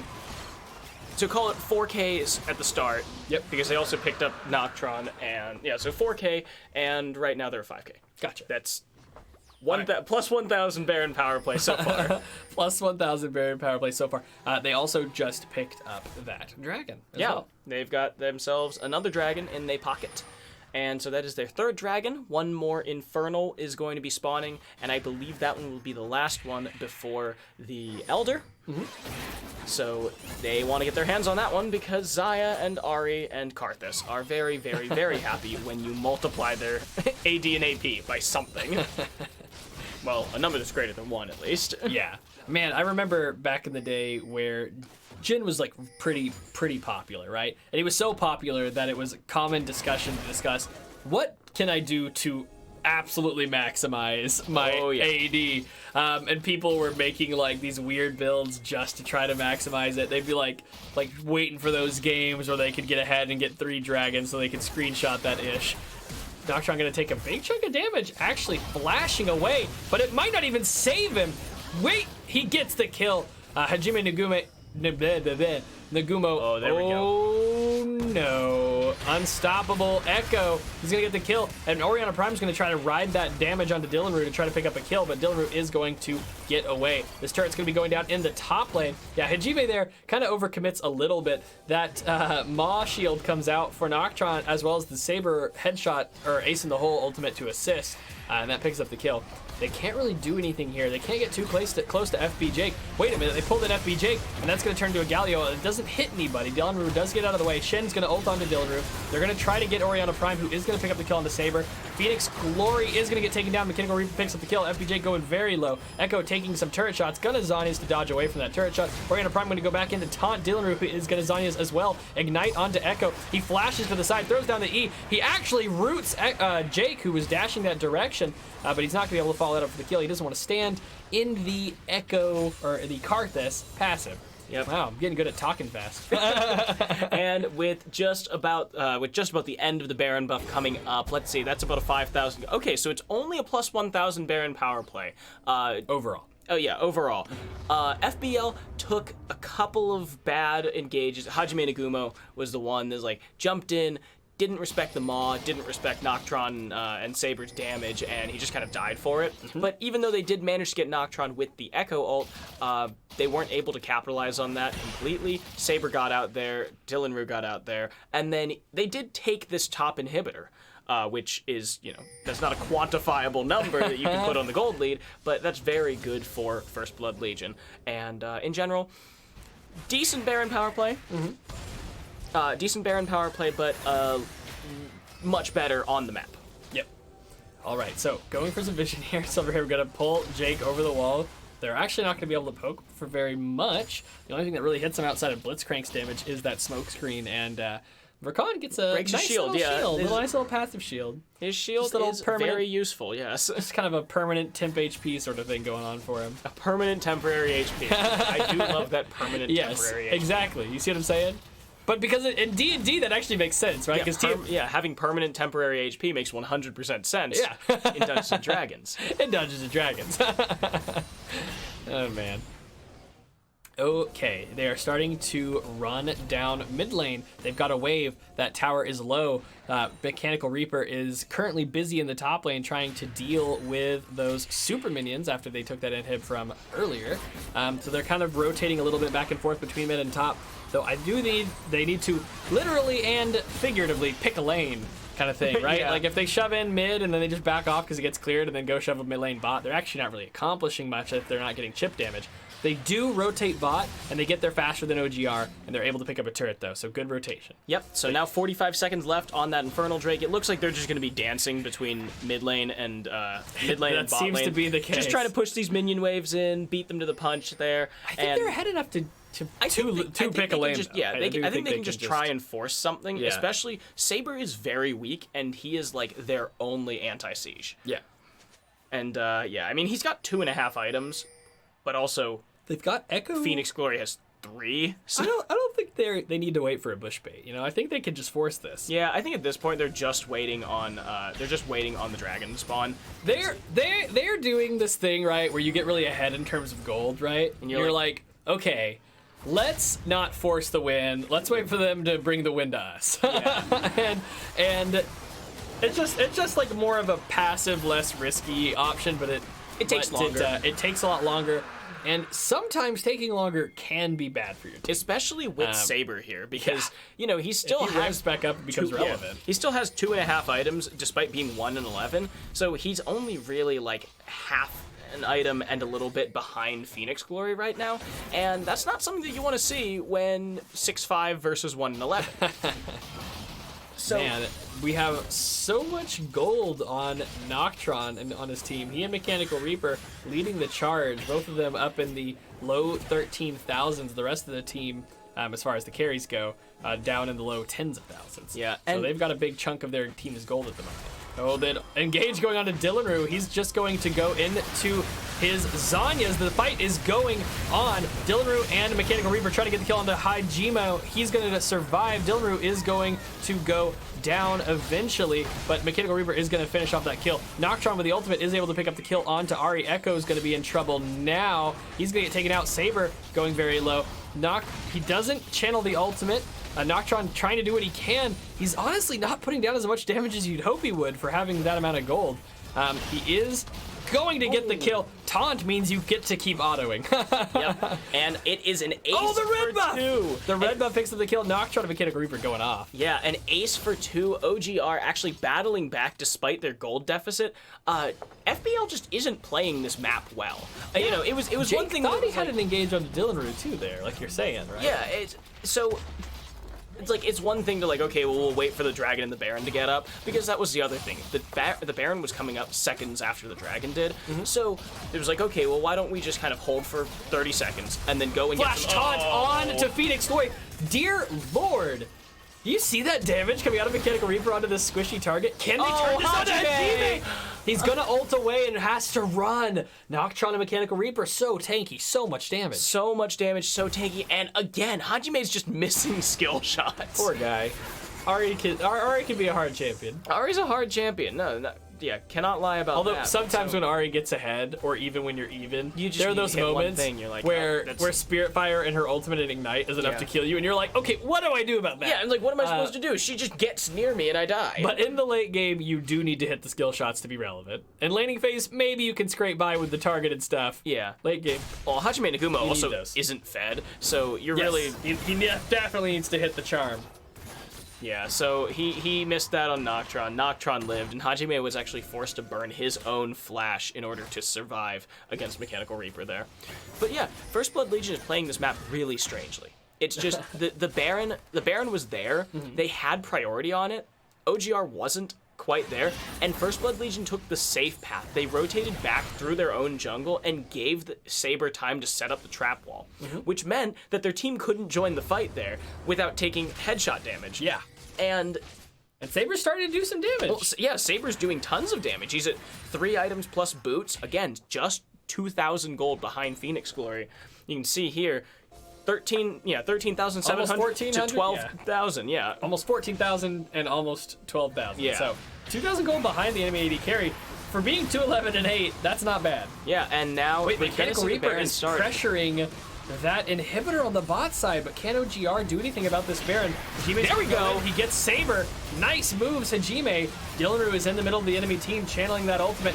They're both going to get knocked out. Mechanical Reaper has appeared. Down goes Echo, but he still gets to put down damage because he's Kurthus. Phoenix Glory going pretty low, but he is going to finally shut him down. Noctron and Silverhammer, the only ones alive, and they're both very low. Silverhammer gonna use that speed boost. Going to get hit by one of those Spirit Fires. He gets slowed as his thing comes to an end, and the Spirit Fires are gonna pick up the kill.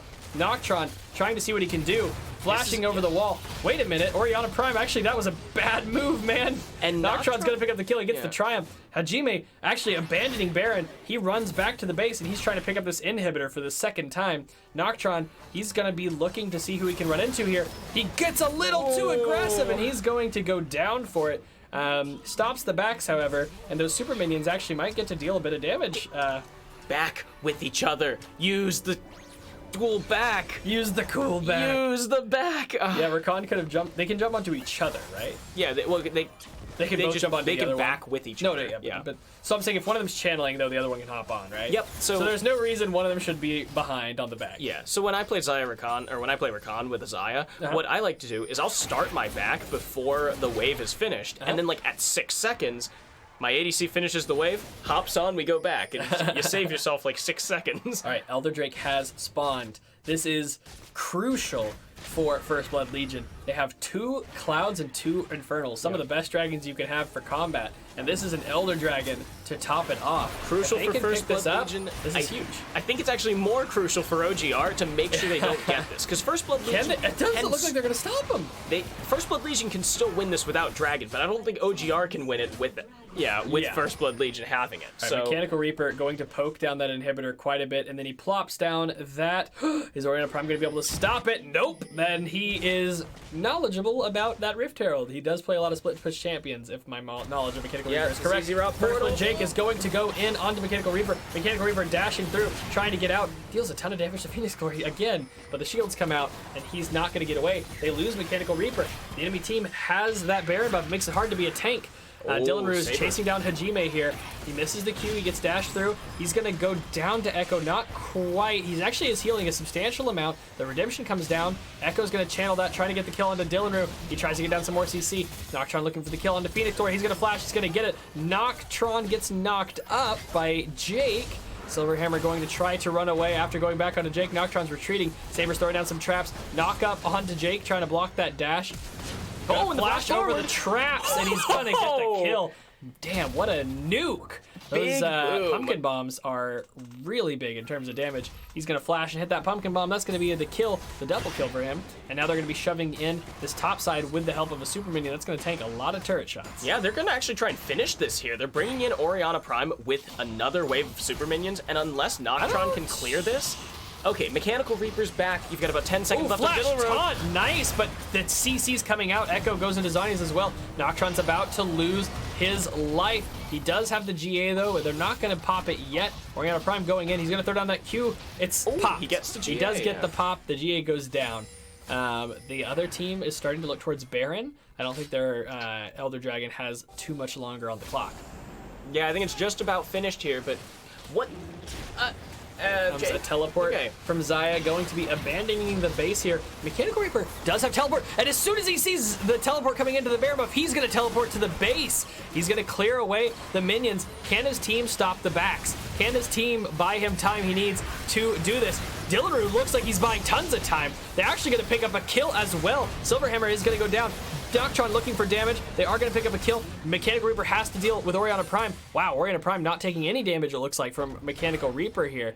And Mechanical Reaper has to retreat. Oriana Prime's chasing stop him. minions. Yeah, there are super minions on the base. One of the towers is down. Saber, holy crap. That's a ton of damage. But Saber, I don't know why he goes back for the fight there. Super minions and the little guys from the Void, they're not going to be enough to get that tower in time. Here come Phoenix Glory and Oriana Prime, and they've got Baron buff. Yeah, I mean, Mechanical Reaper is like the split push king of Diamond, and so just disrespecting his map pressure with his using teleport in full view and not clearing any of the other super minions that are in your base. Yes, you ended up getting the Baron, but at what cost? You lost a Nexus turret. Mechanical Reaper has taken 2 inhibitors of yours, and you can't even crack their base open. You have one top inhibitor that you fought tooth and nail to get. All right, Mechanical Reaper just finished his Warmogs. He's got an interesting build going on. Yeah. He went Black Wits End. Cleaver, Titanic, Hydra, Wits End. So 3 damage items. I am a fan of Wits End. I on like Shen. Wits End, yeah. I like that it's a relatively cheap item that you get a lot of value out of. It's a very like niche value, right? Attack speed, healing, bonus damage, like magic resistance. Yeah. Kind of an interesting combination of things, but it does come It at a works somewhat here. low Yeah. price point for what you get, and it does work here. It seems like he just wants to split push against Oriana Prime and win, maybe Yeah. with that build, right? Titanic Hydra for the damage in the wave, Clear Black Cleaver for the tankier targets and the movement speed for pursuing people. Wits End, wow, congestion, goodness. Wits End, pretty much specifically for dueling magic and damage targets. He with the pull on to Phoenix Glory. Can they turn it into something? It doesn't look like it. Wait a minute, Noctron, that's a big shield. He is still going to get taken down, Mechanical however. Reaper can't join the fight. Oh no, he gets killed before the ultimate comes down. Mechanical Reaper isn't in the fight. They're going to yoink out Oriana Prime. Saber's trying to run away. Nice Q from Hajime though. And Oriana Prime is going to get the kill on the Silver Hammer. Mechanical Reaper's ultimate, not enough to save Noctron. And also with Noctron dying before it finishes, he's not able to show up. This could be the game. Yeah, this is the game. Yeah. And Mechanical Reaper, as much as he'd like to, can't actually do anything to save the day here. All 5 members of the enemy team are healthy and murdering this base. That's going to be the game for First Blood Legion.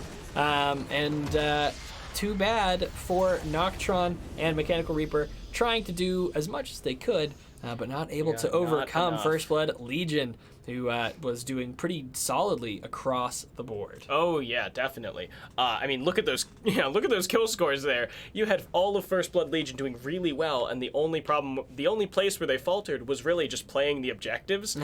They played some of the rotations pretty sloppy. They didn't respect the split push, but despite all of that, they were just stronger. Yeah. They built their early lead. They capitalized on their early lead, and I love Jake's vision score, 115. That's and what it's I kind of like. funny looking at those builds. Like all of them have Zanyas, all of them have Morello. Like 2 of them have Loons, 2 of them Void Staff. Just a bunch of magic damage threats. I really think perhaps instead of going for the Void portal thing, to maybe had picked up an adaptive helm on the part of Mechanical Reaper. Yeah, I do think that he was actually doing so much in those team fights that he did participate in that an adaptive helm would have elongated his time in those fights long enough that he could have done some serious damage. Yeah, Adaptive Helm just against the Skittles, against Galio, and against all of the Ari charms and Qs. I mean, why wouldn't you? Yeah, and I mean, the way that Spiritfire and Spirit Rush work, those all count as the same damage Yep, source, which they're means all those the all same get reduced thing, as so. well. So, and Galio's Q, when the first part hits you, the rest of the ticks all count as part of the damage from the Q as Yep. well. That all gets reduced. And Karthus, of course, his aura gets reduced, his bombs get reduced. Yep. Pretty much everything gets Yeah, reduced. it's everything from Karthus it's pretty except for ridiculous. Azul. All Yeah. right. So, So, First Blood Legion moves to 2-2. Unfortunately, OGR down to 0-4. But next, we're coming up with GSM versus Return of the Middle Stick. So get in that chat, spam them GSM USAs, and we'll see you in 5 minutes. alrighty.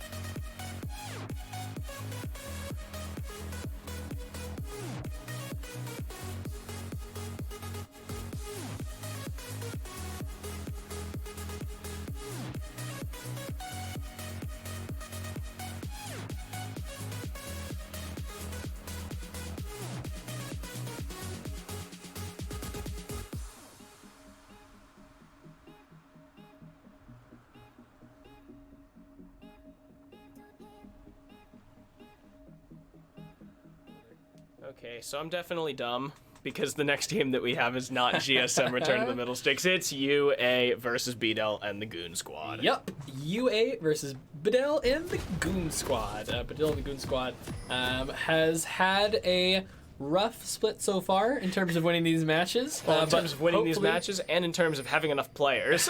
Yes, I have seen in the Discord that they've mentioned that they're kind of this rotating 100 roster. Steves Part 2 100 Steves Part Electric Boogaloo. Yes, the Goon Squad grows larger. I saw someone mention. I liked that one. Yeah, that's what he was telling me, like, hey, you need to, I need to find myself a permanent player. And I was like, no, you just have a bigger Goon Squad now. Just bigger Goon Squad, exactly. As long as Beetle's playing. So we have the Goon Squad spreading out, covering all the jungle entrances. They're doing it properly. And Unlucky Ascension sitting in a bush and memeing. Yeah, sitting in a bush and memeing. Trying to see if there is going to be any sort of invade. They do put a ward over by the red buff and prep for it, but it looks like it's going to be a chill level 1. So let's go ahead and introduce the teams. Over on the blue side, we have Unlucky Ascension. Ascension. We've got Sacred Strike in the top lane on Poppy, Me Gay Bear in the jungle on Mundo, the Otaku in the mid lane on Pantheon, and Tien Sama and DCDK in the bot lane on Kaisa and Karma. Looks like Mundo jungle might be a bit of a Mundo trend. jungle is- Less memey than we might have thought in the last game. And it I guess it could possibly be like the anti-Call Me Senpai, maybe the anti-Beedell.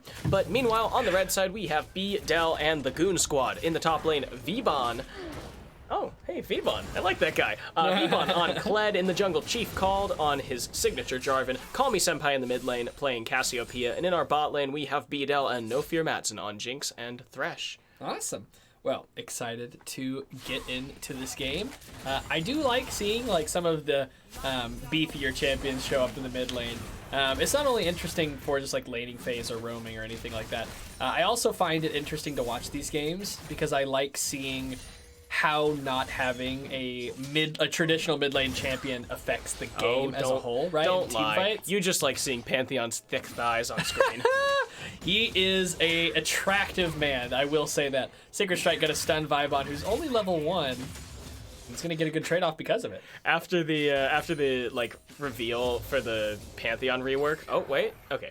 After the reveal for the Pantheon rework, they like showed off the full splash with like the plate skirt and like the thighs and everything. And What is it with League players and thighs, man? well, this was all the the other thing was this was all the women, all the No, yeah. I know, but I'm saying It was like what is with League players and thighs, yeah. right? Like it's like.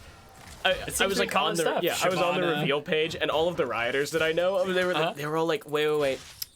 Okay, guys, we have to do this in a calm and orderly fashion and make a civilized list of who gets crushed in what order by Pantheon's thighs. Oh man. No Fear Matson still trying to look for these hooks. He's been unable to find a solid one so far. And I honestly think he's doing well in terms of like aiming it and using it to push people into flay range. But DCDK and Tien Sama are reading not just the first skill shot, but the plan, right? Like you try to use like the hook to like guide them a little bit towards your flay range, so you can still hit something, right? But they're juking all of it.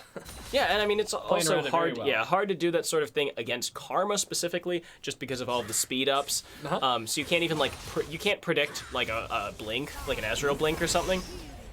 But you can still do that, and he's actually chaining the CC really well there with the Flay, because there's a mini stun at the very end of the Q. So. Yeah, nice going to block away the second part of Vibon's E. He tries to hit the stun against that dismounts. wall, but it's not quite the right angle. Not gonna land that stun.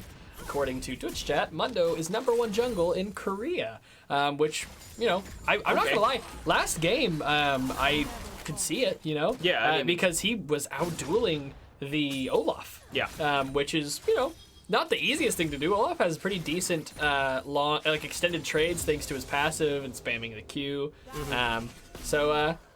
So yeah, we see Bear playing it this game. Jarvan coming down for a gank. He flag and drags, is unable to find anything. DCDK and Tiansama still have their flashes. DCDK gonna have to flash over those flame chompers. Tiansama gonna have to flash away as well. That zap gonna get blocked by minions. Not going to land on Tiansama. They're actually trying to turn this back onto Chief Called. The W is going to land onto Thresh, not Chief Called.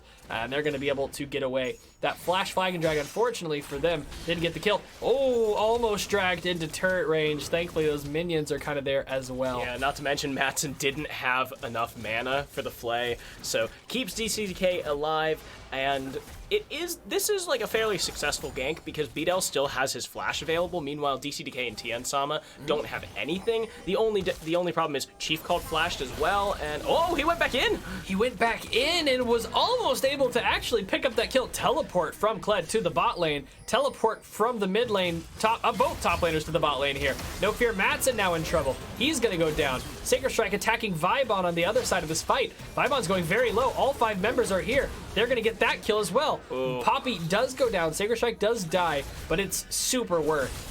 They are able to get lots of kills and lots of turret plating. The game's now 3-1, and they're going to be able to pick up a decent chunk here. Can Cassiopeia pick up anything in the mid lane to make it worth it? Doesn't look like it. They get a second plate. Yeah, 2 plates down. Just such a messy fight there. Yeah, all Vibon over really the place. didn't have that much need to teleport in. BDL was out of the fight. Matson was dead. Chief Called went back, like he was the first one to die. He went back in against DCDK, and that was just not that smart because I mean, he wasn't going to get them. He had used his flash already, so there was no way to close that gap to get the knockup. And then Mike Bear just got the kill on him because he was under the, he was down there in the middle of 3. The Otaku shows up. Sacred Strike teleports in to deal with Vibon, gets him off the thing, and that's when Kled dies because he's level 6, or he was level 5. All right, so if UA wins this game, then they are the only undefeated team in the Imperials Conference, yes. To still be undefeated after week 4. Yes, that is correct. Week 4, that's 1 week away from the halfway point through all of this. We've got 11 weeks for the regular season. The Diamond regular season is 10 weeks with 1 bye week in the middle. Yep, because everyone needs a break. Yes, and so nice to have a break. Yeah, BDL and the Goon Squad, meanwhile, they are 0-3, so they're hoping to pick up a win here. And of course, at only 4 weeks in the, only this being week 4 in the regular season. Whoa, Vibon going ham on Sacred Strike. At first, I was like, that doesn't seem like a good idea. He's standing in the middle of all these minions, but deals a ton of damage to Sacred Strike there.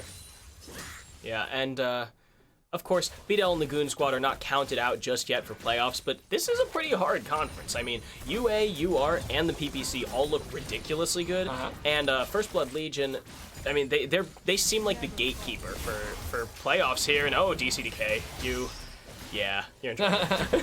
Yeah, I actually need to... Ooh, a little bit of a fight going on here in the top lane. Vibon gets dismounted, but he has the W available. That means it's going to mean for a much quicker remount. Although Poppy is a champion who fares well against dismounted Kled because of how she can, do that pop damage, right? If you are able to hit both procs of a stun, that's substantial damage and CC. Follow that up with a Q that he can't get away from and your ult to get in a couple autos and maybe another Q. Chief Called, wow. That ain't it. Wow, I mean, I'm seeing the strength of the Mundo jungle. We kind of saw it a bit last game for the Poo Poo crew, and this game as well.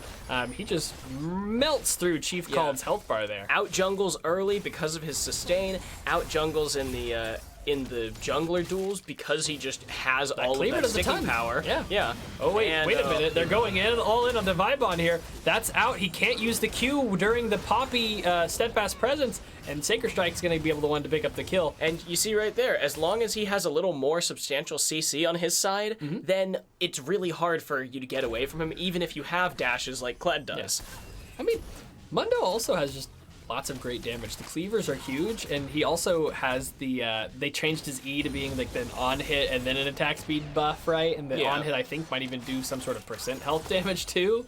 So It is substantial. He deals a lot. His once he puts levels in his W, that also will deal a lot of damage over time as well. And not to mention, he doesn't like have anything to do with CC once he puts his W on. Once that's upgraded, huge tenacity boost when it's up. Yeah, and I mean, usually that's what you get Merc Treads for, the tenacity, rather than just getting it for the MR. But Senpai, they're going to hit the cleaver. He's going to try to block away damage. Stun onto one, flashback.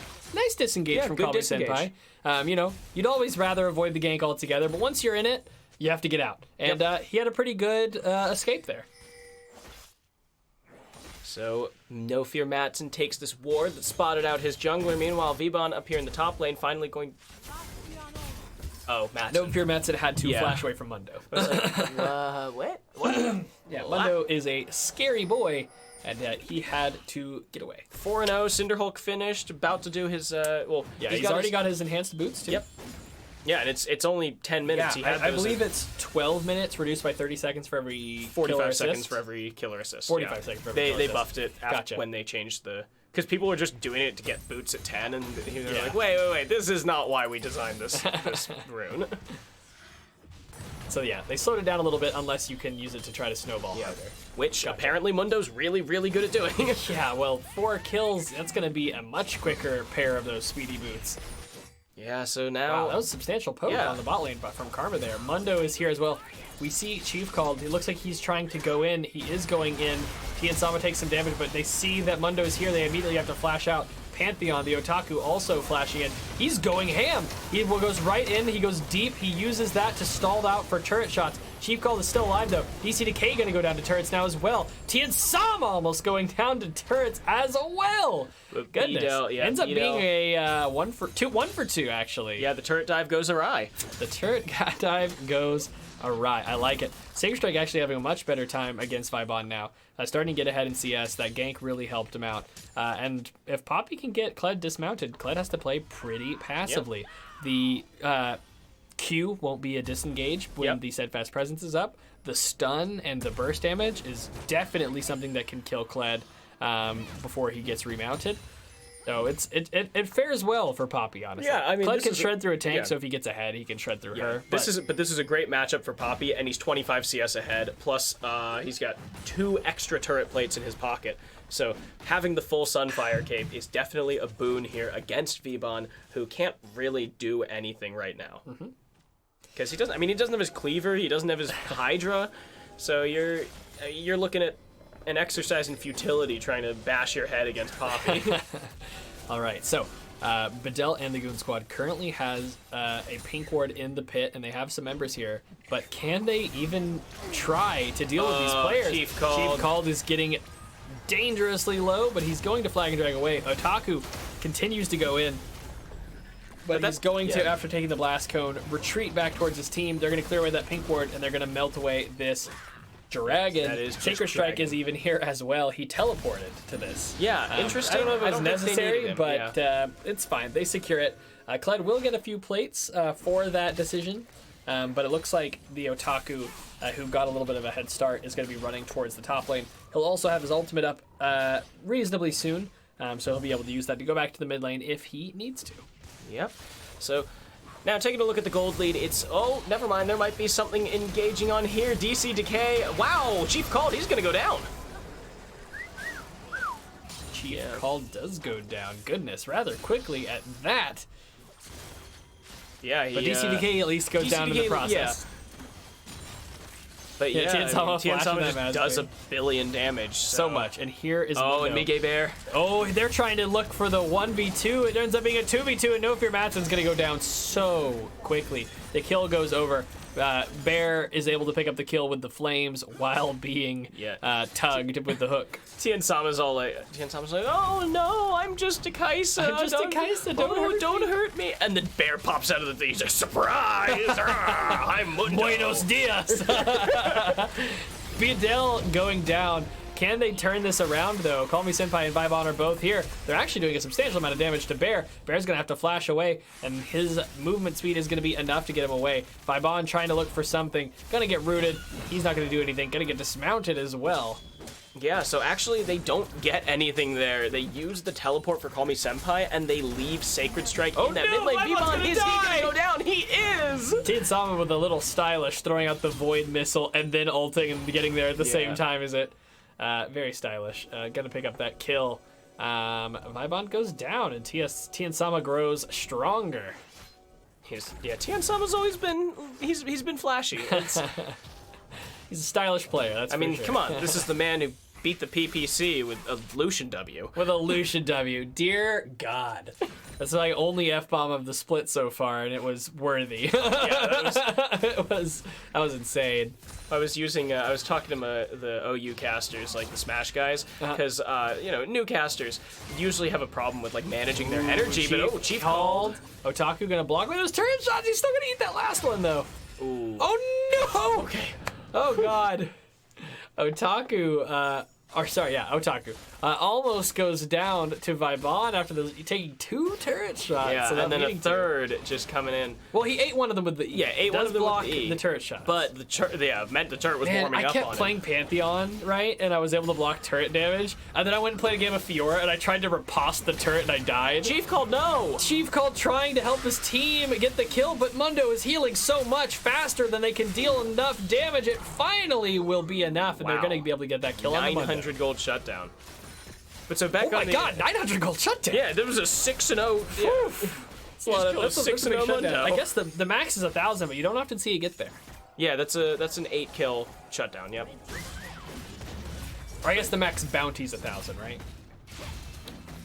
Yeah, the max gold that you can get from 1 kill is 1,000. It's 1,000. The bounty is 700. He hits it. He is going to get grounded. Vibon's almost down. Wait, can he get remounted? He does. He gets remounted, and Sacred Strike and him are just going to disengage. DCDK and Tien Sama going. The fight is on. They're trying to focus down Bedell. They're trying to put the damage back on. Nice juke to the side. He's going to try to throw out the ultimate, but he's going to get interrupted as well. Matson not quite hitting that play. Sacred Strike throws the shield.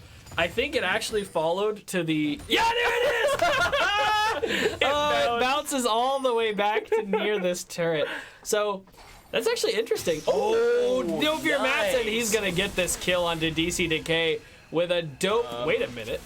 Okay. There we go. He's going to get the kill thanks to a dope hook lantern follow-up. The Thresh Classic, really. Yeah. Uh-oh. Dopir Matson gets caught between a Mundo and a Kaisa, and he's going to flash over the hard place. Yeah. Well, yeah, he was caught between between the rock, and Mundo was the hard place. The rock and 2 hard places. Yeah.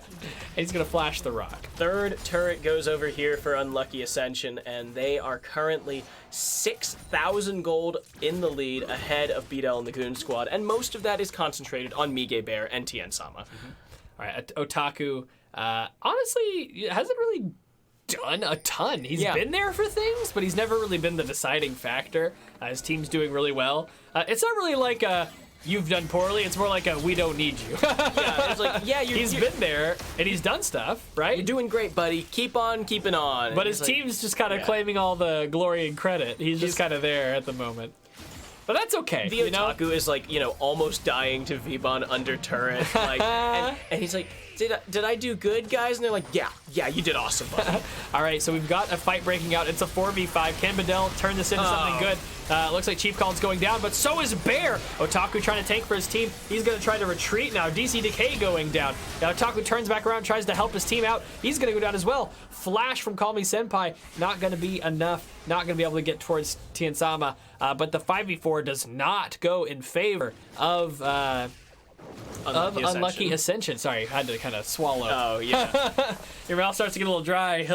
Yeah, no, so Unlucky Ascension, takes a not too great fight. They didn't have Sacred Strike. He wasn't available to TP in because he didn't have TP. And so Vibon managed to get the engage. They jumped in on Mige Bear and Chief called, even though he basically suicided. Yeah. He did it to get the CC, to get the wall off, unlike the rest of the team. So then they could just take down Mige Bear.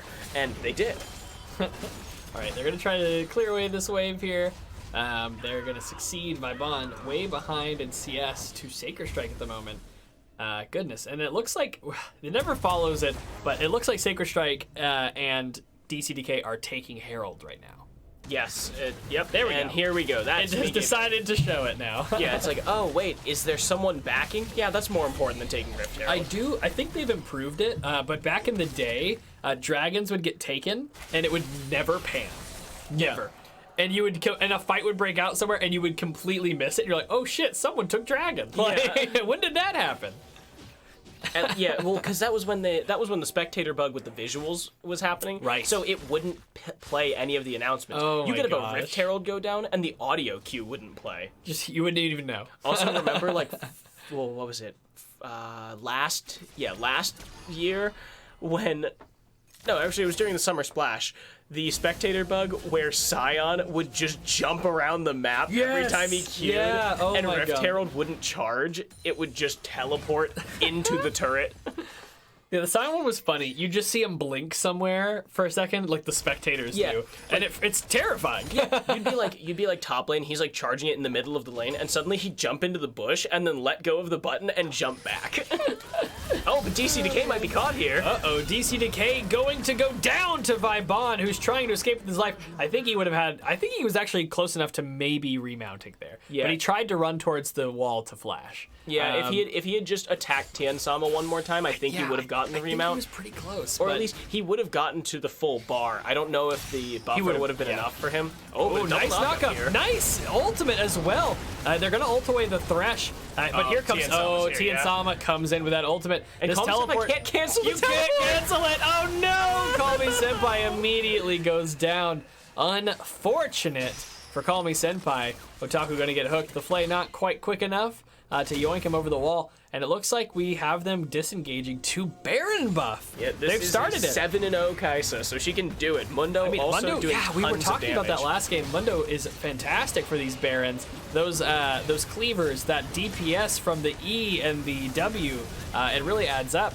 They're going to try to keep them out of the pit here. They're going to block that away. They're going to smite it. They're going to yoink get Bear back in. They lock him up. They can't really do too much to him over this wall, but they get him down to... Oh my goodness, this is a never-ending chain, and they just keep pulling him back towards the wall. Never-ending cycle, and it It's could so literally funny. be never-ending because Mige Bear just regenerates that much damage.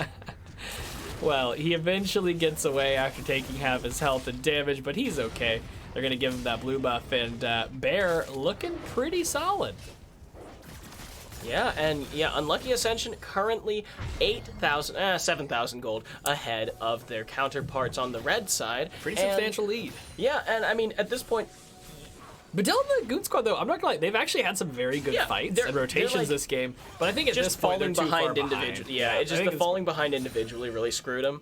And Chief Called isn't really doing that much because at this point he's been relegated to, okay, I guess I'll just ult someone and die so that we can like try and win this fight. Trying to win the fight, yeah. And he's sacrificing his body to create some terrain.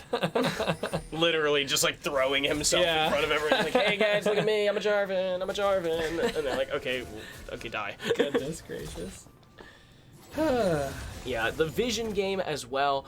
BDL and the Goon Squad are putting their wards over objectives, making sure to try and get Vision on these important. This Baron parts. buff and the team showing up, that's gonna be the turret. Sorry, I'm still listening. Just turret goes down, yeah. the Baron buff. BDL and the Goon Squad are they're focusing their vision around objectives. Meanwhile, Unlucky Ascension, because they know they have control over the objectives, they're opting to focus all of their vision on the jungle. They're making sure that they can find these places where people might get caught out. 23-minute Rift Herald drop. Yeah. They took it like at 1930, and then they let it go kind of at the last possible moment. How long does it sit around? 3 minutes or 5 minutes? I think it's 5. 5 Maybe minutes? 3. Maybe I think 3? it's 3. 180 seconds. Yeah. Ooh, Bear is tanky, but can he survive forever? He can! Senpai's He out doesn't of the go fight. down. They also, knocked Senpai out of the fight. He flashes in trying to make it back, but he's not going to make it back in time. And it's going to end up being a 1-for-0 in terms of lives anyway. And they have Baron buff. They are finally going to get that flash on Call Me Senpai, knocking him into his own Nexus. Almost a metaphor. Yeah. Pinning you against your own base and using it to kill you. They're going to be able to take that, pick up several kills under the tower. They go kind of low, but not low enough. They're going to be able to pick up the Nexus, and that's going to be the game in favor of Unlucky Ascension, the only team left in the Imperial Conference. to be undefeated. The undisputed best team in the Imperial Conference. And I mean, so with the way that things are set up, right? It's a 5-week double round robin. So all the games that we see in Diamond during these first 5 weeks will have rematches. But if you can win out for the first round robin undefeated, at least for that point in time, you're the quote unquote the best. Yeah. But when things do get flipped for the second half, if I'm not mistaken, side selection flips too. I don't actually. Is side selection? I don't know. I think side selection's alternated for the second half of Diamond. Maybe. Now I'm actually can't remember. No, we probably should do that. We will check in on that before we get to week 6. Because I think when we scheduled it, we put it on a 10-week thing because we wanted to randomize the order of. Yeah, I mean, games. I think with round robin and even with conferences in general, we typically do randomize the entire split. But in this instance of reversing the round robins, I think in the past we have actually just switched to side selection in which games from what they were randomized let's just to. do that. I think we're probably going to do that. I'm not going to promise it, but that is like 90% what's going to happen. 90% because sure that, that's the right way to I do believe that is the precedent in the past. It's and it's not like we're changing the fair. schedule. Yeah. It's not like we're changing the schedule in terms of who's playing and when and whatever, right? Yeah, we're just still changing the same, who gets side selection, so everyone gets it 50%. I believe in the time. past that has been what we've done for Diamond, so that is quite likely what we're going to do. We will definitely let you know during and at the end of week 5. So that way it'll be aware. Yeah. I mean, you're still scheduling matches just the same, right? Yep. Nothing really changes except for side selection. I will not schedule my match until I know who gets side selection for this one. Okay, so anyway, that's just off. That rounds out the Imperial Conference. Now, up next is the Noble Conference. Spam those GSMs. I mean it this time. We'll be back. Yes.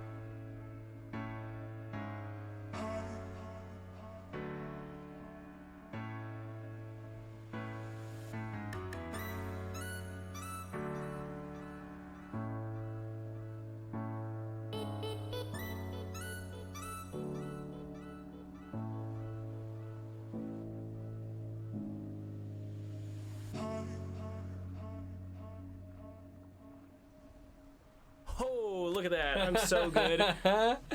Nicely done. All right, everybody. So we're going over to the Noble Conference of the Diamond Division of the GRLCS Fall 2019 Split, Week 4. That's Boom. all. That's all Pretty the good. little things. Yeah. All right, so we're going to get right into it. Over on the blue side in this game, we've got Return of the Middle Six with Liposuction Lane in the top lane on Urgot, Tendies 2 in the jungle on Lee Sin, Algu in the mid lane on Kiana, and Dat Dang Dude and Solazar in the bot lane on Zaya and Morgana. Meanwhile, on the red side, we have America's team, GSM. We've got General Vici in the top lane on Yorick, King Yeetloaf in the jungle on Gragas, Inox in the mid lane on Pantheon, and in the bot lane, we have Rito Torchic and Himana playing Kaisa and Rakan. Nice. So this is the first time these teams are going to match up, and I guess if it's inverted, they'd be playing again. Not inverted, sorry. So if it's mirrored, then they would be Playing again. Wait, inverted and mirrored are the same thing. Week 7. They're going to be playing again for week 7. Yes. Well, no, it's week 8. Week 8 because This is week 4. So they'd be playing again in week 8. week 5 is the would be last. 10. So week 8 Yeah. is when they would 9 is when they play again, right? Inverted or just No, repeated? it's just repeated. Yes. Okay. No, that's why I said. Wait a minute. Inverted and mirrored mean the same thing, and it's not what I'm trying Oh, to say. wow. General my Vici getting gosh, engaged General on Vici. Tendies. Tendies 2 is gonna flash, and that's the first blood over to Tendies 2. Liposuction Lane and Tendies 2 with a great invasion here. So much damage, and honestly, it seemed like General Vici didn't react very quickly, too. Just Yeah. unexpected. And they're able to pick up a lot there. Inox, I think, is playing Pantheon yet again. If I'm not mistaken, he was playing Pantheon mid lane last time we saw them on stream as well. Yep. Yeah, he Yeah. was. That was last week. Nice No. knock up onto 2. They just go straight for the ignite onto that dang dude. The heal's not going to be as effective. They flash and they get the proc, but it's not enough. They're not able to get the kill. Rito Torchic still seems like he's looking for something here, but he's not going to find it quite yet. Still ends up being 2 summoners for 2. The flash Oh my forward. goodness, Zaya, the flash gets flashed on by Himana, but Rito Torchic doesn't have the flash, but Himana gets one last auto attack, barely the auto range necessary, and he's gonna pick up the kill. That's gonna be second blood of the game. First blood for GSM. First blood for GSM, but Tendies is sitting on a solo kill, or no, not a solo kill. Himana's sitting on a solo kill. Tendies is sitting on a 400 gold first blood. Rito Torchic would have loved to have picked up on that kill in the bot lane. Unfortunately, no flash available. Flashed to almost kill that dang dude just before. I mean, TBH, I'd be happy with just, Killing the enemy. that dang dude having 2 CS. Oh, He flashes and binding onto Rito Torchic with the ignite. Oh my God, Solazar, that was pro. That was so good. Oh my lord. like, holy crap, the stones on this man, and now Himana might be in trouble because Tendies is gonna take him out on their What turret. in the world? Tendies goes low. It looks like he almost dies to the minions, but he will escape into Not the brush. quite. Okay. Jukes not only with a flash away from the binding, but flashes at the perfect angle to dodge it and also hit an undodgeable Q, a point blank Q onto Rito Torchic between the minions, following that up with Ignite in the pool and autoing, and then retreating right as that ding is showing up to help get the. Oh, my mind is blown. That was mind blowing. Too big brain for did we us clip it? small brain. Oh my God, we might have missed the clip. Someone go back. Somebody go back and clip that because that was hella cool. That was really good. That was awesome. Yeah. Wow, way to go, Solazar. Also, thanks for reminding me that the clip button Yeah, the exists. clip button exists. We can clip things. So I got to remember to do it. Yeah. Wow. Okay, so not to take away from the cool things that Himana and Rito Torchic have been doing in the bot lane. They've been playing very aggressively and precariously and doing it well and making it work. Yeah. But that was just a stellar. That was so much. That was a better. Yeah, stellar was play. It was very single, cool. Single coolest thing I've seen on stream this week. Honestly, yes. That was very. It was hype. Yeah. That was Last awesome. week, Lucian W. This Lucian week, W. that thing. Flashing was awesome. through, flashing into Rito Torchic to solo kill with the bind. And then flashing mastery at the end. And then flashing mastery at the end as you walk away. Cool guys don't look at explosions, am I right? Because the funny thing was, when they almost killed that dang, when Torchic and Himana almost killed that dang dude at the beginning, Souls are getting Tendy's coming aggressive around here for a because here comes repeat. Tendies. He does hit the binding. Will they be able to turn it into something? Hamada goes back to hit the knock-up. They deal a lot of damage to Hamada, but he's going to get away with his life. All right. What was I saying? Oh, right. When they failed to kill Dat Dang Dude the first time and got his flash and heal, Solazur flashed Mastery at Himana because he kept his ADC alive. Then when Himana jumped under the turret and killed Dat Dang Dude, he flashed Mastery back at Solazur, and then when Solazur flashed on Torchic, Hamada stayed, and Tendies. Oh no, never mind. I did think for a moment that Tendies was coming, trying to come around, but he did just go to Gromp and just stealing a camp. Solazur has roamed all the way up to mid lane. Ooh. He's gonna. Wow! What are you doing? Why did you do it? Holy crap! I don't even know why he did that. He walked up to a Pantheon with less than half health. And Pantheon had passive, one stack away from passive. Why did you do that? Solazur did one of the coolest things I've seen in a while, and then he just walks up and dies mid lane. The support brain give it, and the support brain take it away. Oh man. It's like, yeah, it's level 5 Pantheon with all of his mana as passive available. Yeah, I can do this. Yeah. It just doesn't work when it's not a level 3 Kaisa. Yeah. I have to imagine, it's hard to say, we didn't see the champion select, but I have to imagine Pantheon was a pick into the Kiana. Yeah.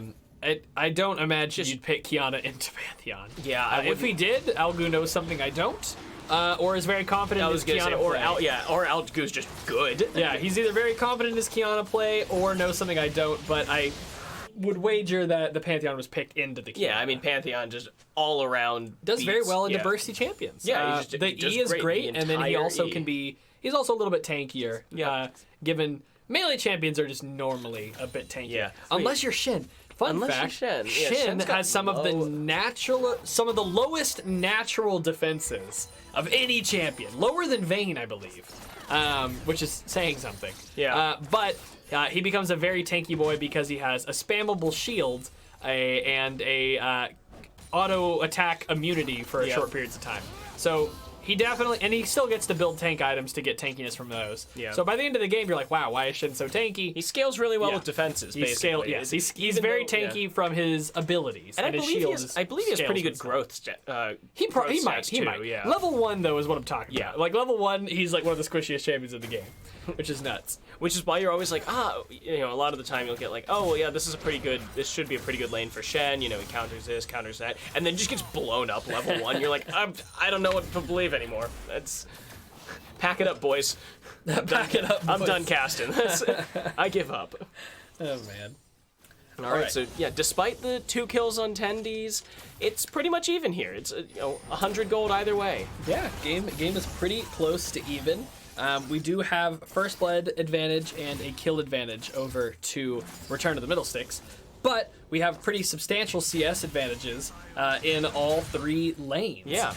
Pantheon, Yorick, and Kaisa are all a fair amount ahead of their lane opponents. So even though they're down the first blood gold in that kill, Liposexual Lane going for a fight onto General Vici. General Vici going to be summoning the Maiden of the Mist. Liposexual Lane going to have to kite away. Black Shield going to intercept that engage there. They're going to deal a lot of damage to Rito Torchic and Hamana in the process. And General Vici going to retreat back towards his tower with his Maiden. A thing that doesn't expire anymore. The Maiden of the Mist is what it's called, right? Yes. Okay. Oh. Algu throws down the ultimate to disengage Yeetloaf's gank there. And Yeetloaf walks out of the lane and he says, "You're welcome." Yeah, so it is called Maiden of the Mists, and it summons more of his little it is. Yeah, I was just ghouls. Oh, Pantheon comes in with a nice ultimate. He's gonna get rooted though and takes a lot of damage, and that root is gonna lock him up long enough for Return of the Middle Sticks to run away. Hopefully they don't overstay or get overconfident. Yeah, looks like they're going to. So. Solazur's getting very aggressively positioned. Nice knock up onto 2. Tendy's considering going in. His mind is telling him no, however. Rito Torchic goes deep with the ultimate, trying to pick up the kill onto Solazur, who is going to flash away and survives. General Vici going to retreat from the top lane. Tendy's almost hitting the Q on to Rito Torchic. That very possibly could have been a kill, but it's not going to be this time. And Kiana's here. Is going to start going that way. Kiana's here. Hamana's low. We've got Yorick deep in the enemy jungle. He's stealing camps. Were Solazar. you going to say the enemy Gungle? Yes. Oh, the kick! Wait a minute, he gets back in there. He intercepts Rakan. That's a double kill for Tendies too. He gets healed. He goes down, but that Dangu is very deep. Whoa, the ultimate comes in From downtown! From downtown, indeed. And that is a ton of damage. No, don't die here, Solazar. There we go. Okay. And Level 6 Lane's going to pick up the kill. Wow, that is like a max range ultimate to yoink him all the way back. And wow, Return of the Fiddlesticks coming up big after these plays. Oh, yeah, what was that? 4 kills for nothing? 4 kills for Tendies? Yes. 4 kills for Tendies. That sounds and right. they're going to get this entire turret. Yeah, and they're going to get this entire turret. Algu going to go up to the top lane to try and chase away Vici here. And Vici is just going to have to back off. Algu has his ultimate available, and Vici just lost his Maiden of the Mist. No, the reason I was wondering about if it's actually called the Maiden of the Mist is because that's like the name of the ship. Like when you do Niagara Falls tours. Okay. It's called the Maiden of the It's Mist? called the Maiden of the Mist, and I was like, We can check, but I'm fairly certain it's called the Maiden of the Mist. I was wondering, like, is that She is a misty maiden. Is that a reference that they make, or is it just me thinking that it's the Maiden of the Mist? I don't know. Let's find If out. it's a reference or not. Eulogy of the Maiden of the Isles, Mist. the Maiden of the Mist, and 2 Mistwalkers. So I mean, he's just a very misty guy. You know what I mean? Yeah. Man, I and there have been times in like D&D where I'm like shadowy, It's a I'm real like misty guy. like this, And they're like, yeah. that- And people are like, wait, I don't get it. I'm like, oh, it's just magic, all right? He's just it's radiating got magic, all and it this has a misty look to it. Yeah. magic-y stuff. Because I'll say like shadowy like flames, right? People are like, that doesn't make any sense. I'm like, okay, they're black flames. Like, what do you want me to say? What do you want me to call shut them? up. You like fantasy as much as I do. They're like, that doesn't make any sense. I'm like, okay, you don't make any sense. Yeah. That guy can cast fireball. What does that make Yeah. sense? Why, how do you throw a ball of fire that then explodes to much larger than the ball itself? Yeah, come on. You literally throw flames out of your fingertips, and so the... I can have shadow fire. Have you seen Naruto? All right, so Harold getting taken, and here comes GSM trying to pressure it. Solos are going very low. Algu's here. An engage from Hamana, going to try to disengage it with Algu. Here comes Inox ulting in, and he's going to be the one to pick up the kill onto that dang dude. Now they're going to kick Inox out of the pit, and Tendies is going to go down eventually anyway. Several members going down. Things looking good for GSM there. Yeah, they get... GSM gets flash two, they lose onto the Rift Arrow. Algu, getting flipped, gets ulted. Wait, that was the ultimate, but yes, I was correct. Oh, And he's gonna get a big fear. Liposuction lane going off. He's dealing a lot of damage, but he doesn't have a lot of follow from his team. And General Vici is dealing a lot of damage in return. He's gonna dash. He's gonna try to get away. He gets the shield. He jukes to the side. No. He survives the Q, but he will go down eventually. General Vici flashes and is able to get the kill despite the missed E. Oh, the missed Misty. E. Oh my God. Wow, we realized that at the same time too. Misty. But despite the Misty, he will pick up that kill. And, I gotta think of a way to use that pun like in a Yeah, clever right? way now. I'm, like, Damn it, starting that's to- really I'm thinking good. about that Like, now. what could I do to fit Misty into this mist theme of the champion? I know. I'm gonna have to think about it. I'm gonna wake up at 2 a.m. I'm gonna be like, brain blast. Misty. I've got it. Lindsay's gonna kill you. She's the night shift one, man. She woke up at like 4 a.m. this morning and started like putting away more. She just moved in. Fun fact about my life. All right, but back to League of Legends. Back to League of Legends and not Jack's relationship and his home life. Home life. We've Return got of the a pretty Fiddlesticks. close game. Yeah, but the Return of Fiddlesticks Mystics has the lead. Only 2K ahead, and that is basically all off of that first turret and, you know, the kill lead that Tendies has. They're still behind in Yeah. they're still behind in CS, at least in the top and the bot. for you. You can see that right there. See? Look at that. Tendies. He's their gold lead. He's their gold lead. You get a little What a bit nice on, feature they little have. bit for Algu, or a little bit for Dat Dang Dude, a little bit for Inox, but those basically cancel each other out, and it's the Tendies show. Man, what I would love is essentially what we're looking at right now, but with damage for the game. Right? Holy crap, that would be excellent. Like to having see. because like these are replays, you've got the in-game stats. It obviously knows. You could Come on, make me a board. Make me a board. Make me a little, Like, yeah, because it's so nice to be able to just like hit that key and hit pull up X, the gold. hit A for the team fight mode. Hey, let's watch the Actually, team yeah, fight. team fight mode. Here we go. Solazar taking a lot of damage, but he is going to go into the Zanyas. Wow, that dang dude going to melt King Elof while he's waiting for that to end. Nice root! Oh my god, Solazar and him are going to actually kite out the Pantheon and the Gragas, and they're going to pick up those kills. Meanwhile, in the top lane, we've got a 2v1 going on as Liposuction Lane tries to fight his way out, and it's going to succeed. And we get out of the team fight mode. That's kind of nice. It's a very peaceful screen. We never use team fight mode though, because it's on the wrong side. It's the A button on the keyboard. I also and- feel like I like to be able still to see like the timers and mini maps and stuff. Yeah. Right during the. I guess you get to see the mini map still, but I like seeing those timers, those summoners, right? Sometimes I actually have to glance at a summoner in the middle of a team fight to see if it's even up. Yeah. Like, can he flash away? I don't know. So yeah. Wait, does it actually pull up the I think it summoners on does, the yeah, bottom? It's got man. summoners. It's got Maybe I just health, need to get used to cooldowns. this. Get used to that one. Maybe we'll put one. Yeah, put one on the stream deck. We've got a couple of extra We could buttons do it with here. the gold. Yeah, Got some extra buttons. 2 extra buttons. in got fact. 2 extra buttons.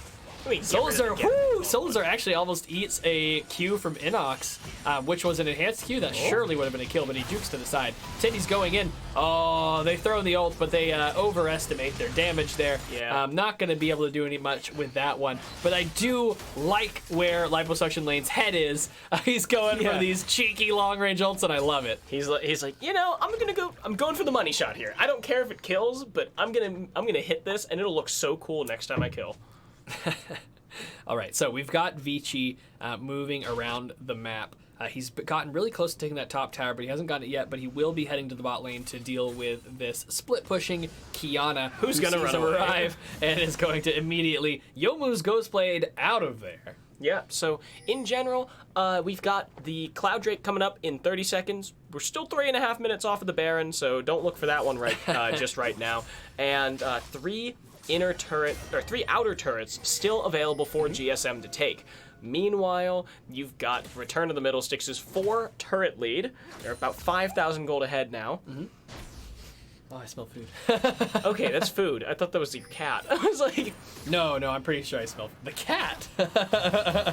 I was thinking like cat food. Oh, gotcha. Yeah, Solazar Solazar, though. getting chased here by Hamana. General Vici is going to come around the backside. He's going to find Solazar, and they're going to pick up the kill. They're going to be nice and hand it over to Rito Torchic, getting a kill over to their AD carry. First kill for him of the game. Hopefully, he's able to turn this into a snowball. Okay, for himself. I was trying to think of like what I was trying to say. Sorry, but hopefully he can turn that into a snowball for himself. Get that but AD Vici. carry ahead. They're looking for Vici here, dealing some damage. They're rooting him. He is like, nice huge stun. Oh no, though. Tindy's tries to go for a big ult. He's not going to find it. Flash in from Liposuction Lane. He uses the ultimate. Oh no, Algu gets a little bit overextended there. He's going to have to try to run for his life. Liposuction Lane killing it on this Urgot. So what he did there was he ulted to the side to hit the kicked target.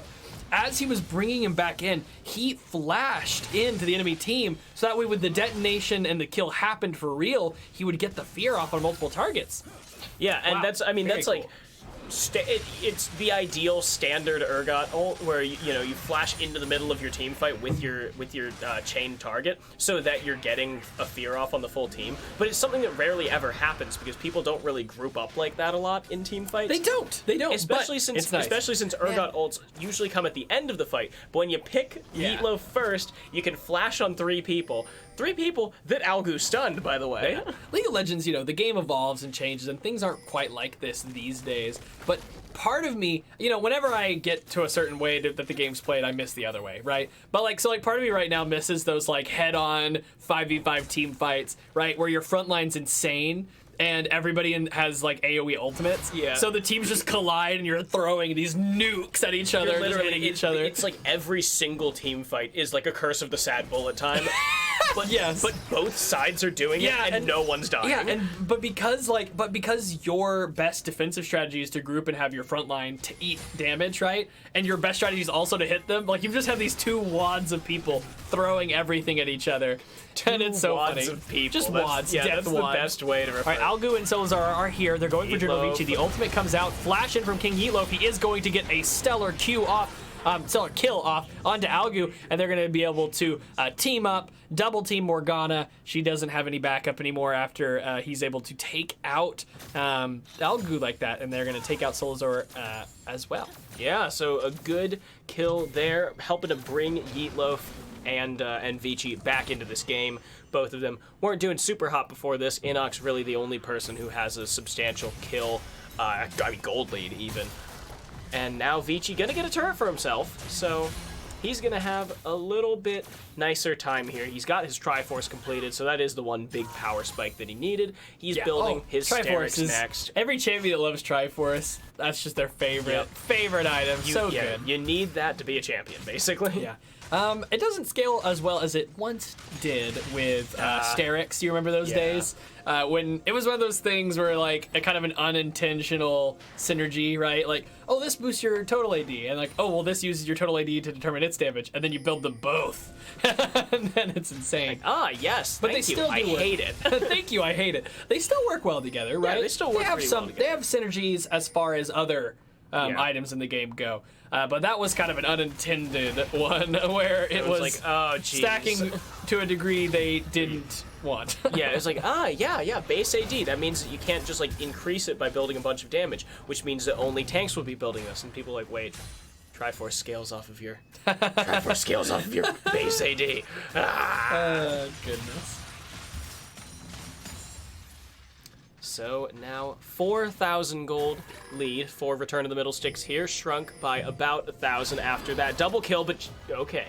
Imana's gonna get away from the Dark Binding. All right, so state of the game. We've got one dragon lead, and it's an Infernal Drake over to Return of the Middle Sticks, and they have a 3-tower lead right now, so pretty substantial. I think maybe he was considering just using it as an escape, perhaps. Maybe I'll get out. And they've also got a 4-kill lead at the moment, and their gold lead, I don't know how much of it they've spent, but it's about a 4K gold lead at the moment.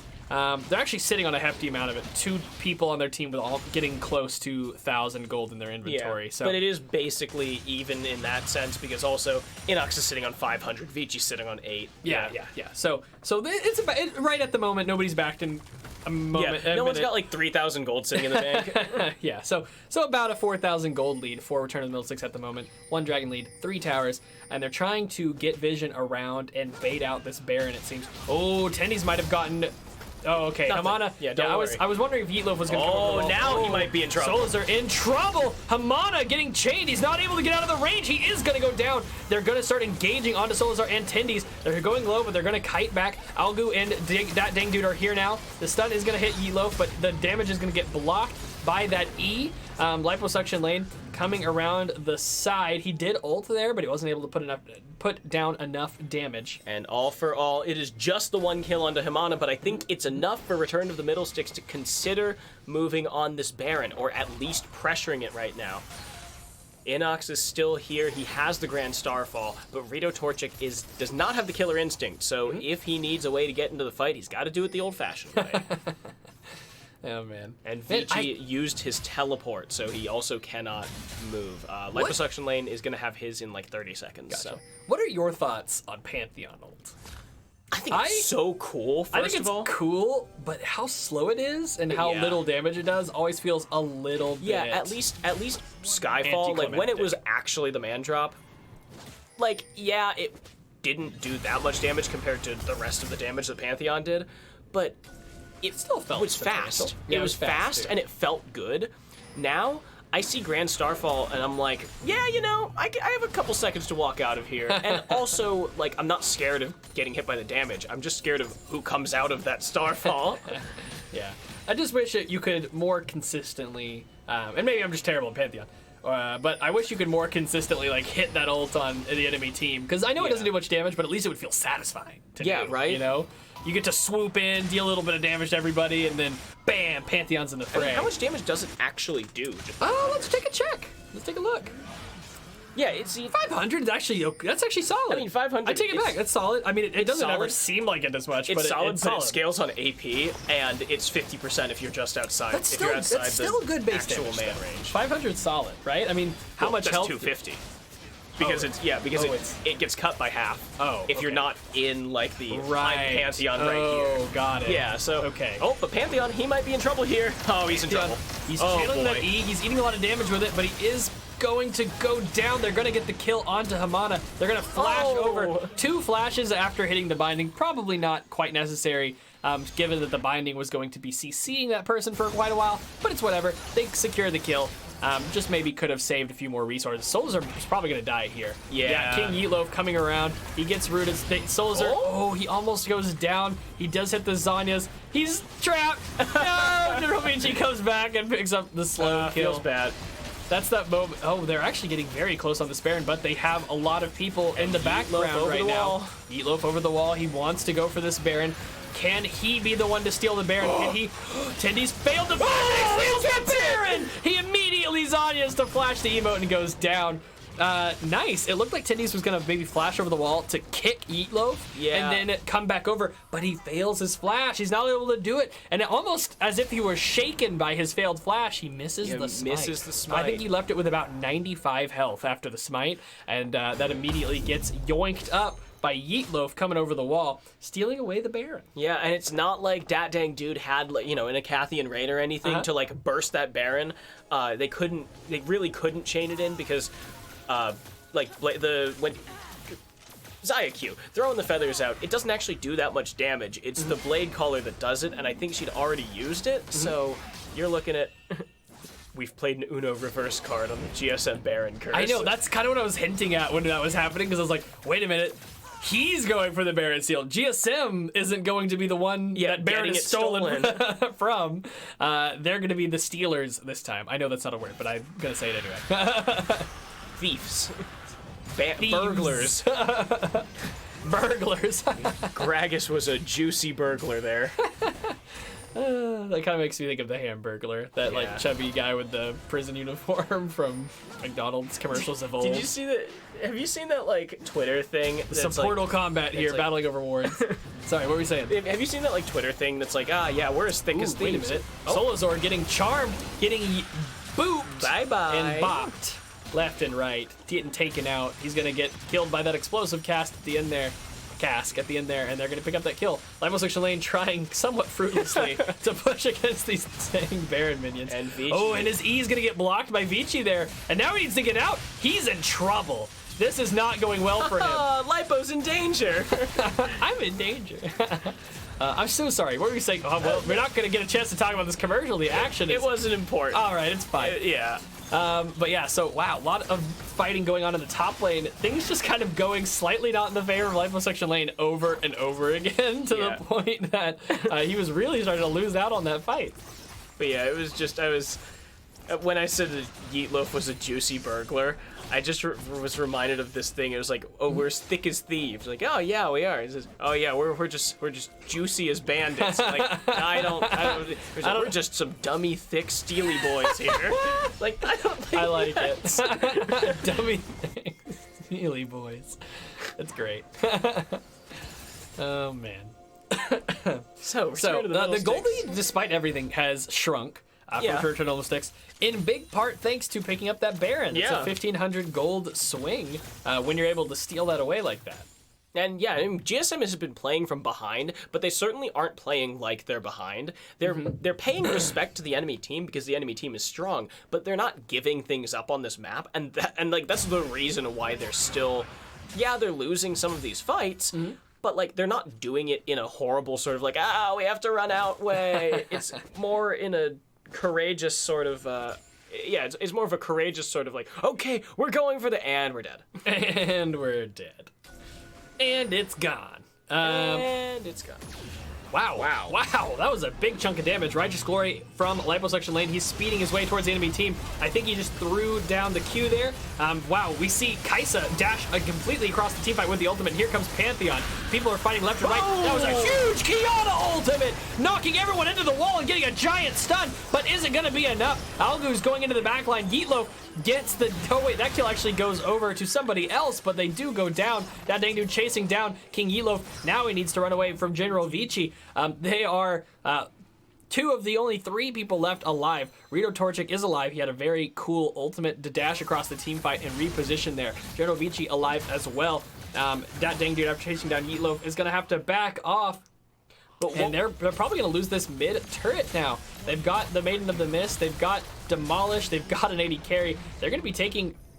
probably 2 towers unless Morgana and Xayah can get here in time. I don't think so. And it doesn't look like it. That's definitely a tower going down. They will have to back away from this inhibitor as other people are starting to spawn, but they do get 2 towers and a victorious team fight. And what looked like such a clean Kiana ultimate turns into disaster after Yeetloaf gets onto Algu, kills him, kills Tendies while he was in Zanya's, and then Liposuction Lane goes down after Rito Torchic and Rito Torchic and Vici were waiting there in the bush after repositioning from the fight. Lipo walks in and is just like, "Grrrr!" And Xayah ends up being the only one to walk out of it, I believe. Yep. Yeah, was the only one to survive on that team. They're going to get 4 dragons for Return to the Middle Sticks. They are now, after that, those towers for GSM, they are now down in towers, but they are up 3 dragons and 5 kills. The gold lead has shrunk close to even, however. Yeah, it's about the ultimate 1,000. comes out, it gets a stun on a couple of people, but not the best Kiana ult we've seen this game. Liposuction Lane goes back in, trying to poke for some damage. Guys, kill the Maiden in the Mist. Yeah, she does damage. If you kill it, it goes on cooldown, so kill it. Yeah. Kill it. Otherwise, he just gets value out of it forever. He never, the mana value of the Maiden of the Mist is infinite because you're only casting it once. Oh, man. Goodness gracious. Oh my god, have I been saying Mechanical Reaper? Dear Lord. I think from time to time... Oh, they might... Okay, if I'm saying Mechanical Reaper on accident, I apologize. No, I think it's a but they might meme be about commenting on Mechanical Reaper, this guy playing Urgot and playing it well. Yeah. And this guy playing Yorick and playing it well, which are split pushy Mechanical Reaper champs. Yes. Yep, that's, All right. yeah. Okay, I thought maybe I was calling, because we saw Mechanical Reaper earlier today, and so now I'm thinking, am I saying the wrong name? This definitely wouldn't be the first time that's ever happened where, like, one of us just, like, says the wrong thing for 15 minutes and the other person never catches it. I know. So. Well, because it's just, you see somebody play a champion one game and that's like a signature champion. You see someone else play it and play it well, and you're just like, oh, it's the same person. You're like, yeah, it's basically the same guy. But yeah, yes, good meme Twitch chat, bad meme recognition, Jack loves lamp. 0 out of 10. 0 out of 10 me. Baron 10 out of is 10 Twitch. The Baron is up again, and with the gold, much more even than last time. I think that's they a have to teleport fight for behind it the enemy first. team, and they're going for the engage. Hamada's trying to make the best of it. Algu flashes away. Tendi's trying to follow it up. Here comes Liposuction Lane, trying to get on Rito Torchic. He almost does. He goes into the Zanies, however. That's a ton of damage. Oh no, he gets knocked into Rito Torchic, and he's gonna get the kill. They do pick up the kill onto Liposuction Lane. I lied. He got out. They will... Oh, not quite get Tendies yet. General Vici comes over the wall. He hits the Q, and they're going to pick up the kill. Down goes Inox. Liposuction Lane trying to do what he can. Is he going to be able to get the kill? That dang dude might have overcommitted here. He did. He's going to go down. Liposuction Lane actually picks up that kill on to... Who was that? No, that was... He picked up a kill. Solazar gets the kill credit for Yeetloaf. Oh! Inox gets the snipe! Wait a minute, can Solazar make this a kill onto Inox? No! The auto attack doesn't do enough damage, and he gets stunned immediately after the fact. I was kind of like, does he get Hamada and Yorick here? Yeah. And Pantheon here? Whew. Man, what a fight. All over the place. Crazy. But GSM comes out on top, and it looks like they're going to get an inhibitor for it, and they finally have the gold lead. And we've got some on-the-way pings for the Baron. Yeetloaf up in 5. Pantheon running there now. Torchic heading there. And now General Vici, after taking that mid inhibitor, is rotating back to the Baron to join his team. And the Fat Man is running fast. Yeah, Twitch to chat the objective. points it out. A big part of these team fights starting to not go in favor of Return to the Middle Sticks definitely does seem like everyone on the enemy team except for the AD carry has Ninja Tabi, and your entire team besides this Morgana is physical damage. Yeah. And it's just so efficient to build 1 or 2 armor items against a team like this. Oh, Torchic knocked up, but no, they're going to get it. Yeah, they do finally get it. Tendi's trying to get in there. He does kick through. It doesn't knock up everybody, however, and Tendi's 2 does go down. Oh. Oops. Good one. I think it was like a flash taunt for style. He was trying to flash the I think he was trying to flash over the binding and then jump, but he just caught the binding full on. Gotcha. I see. So now with the Baron buff, the jungler dead, and Solus are just kind of messing around in the jungle behind them. Yeah, things aren't looking great for them at the moment. Return of the middle sticks, I mean. They just lost a member, and the enemy team has Baron buff in a big wave. Trying to poke the liposuction lane here a little bit. They still got to be careful. Urgot can be such a swingy champion in team fights. Executing somebody and getting off the fear is massive when it happens. And yeah, they have to reset. Rito Torchic's low. They've all got a lot of gold to spend, and we're going to see some hiccups here. Looks like Rito Torchic is going to be going for the last item, Guardian Angel. Inox already has one of those. Gee, it's so handy, man. Yeah, it's handy, and they've got a 3,000 gold lead to play with right now, so... I mean, Torchic's in the chat right now talking about his Zanyas that he didn't like. Gotcha. But now Rito Torchic split pushing in the bot lane because there is an Elder Drake. And that's huge. I feel like we've seen this happen a lot lately. Elder Drake, oh wait, Whoa. solos are going in. Flash ults too. He is going to get the stun onto one, and they're gonna flip over.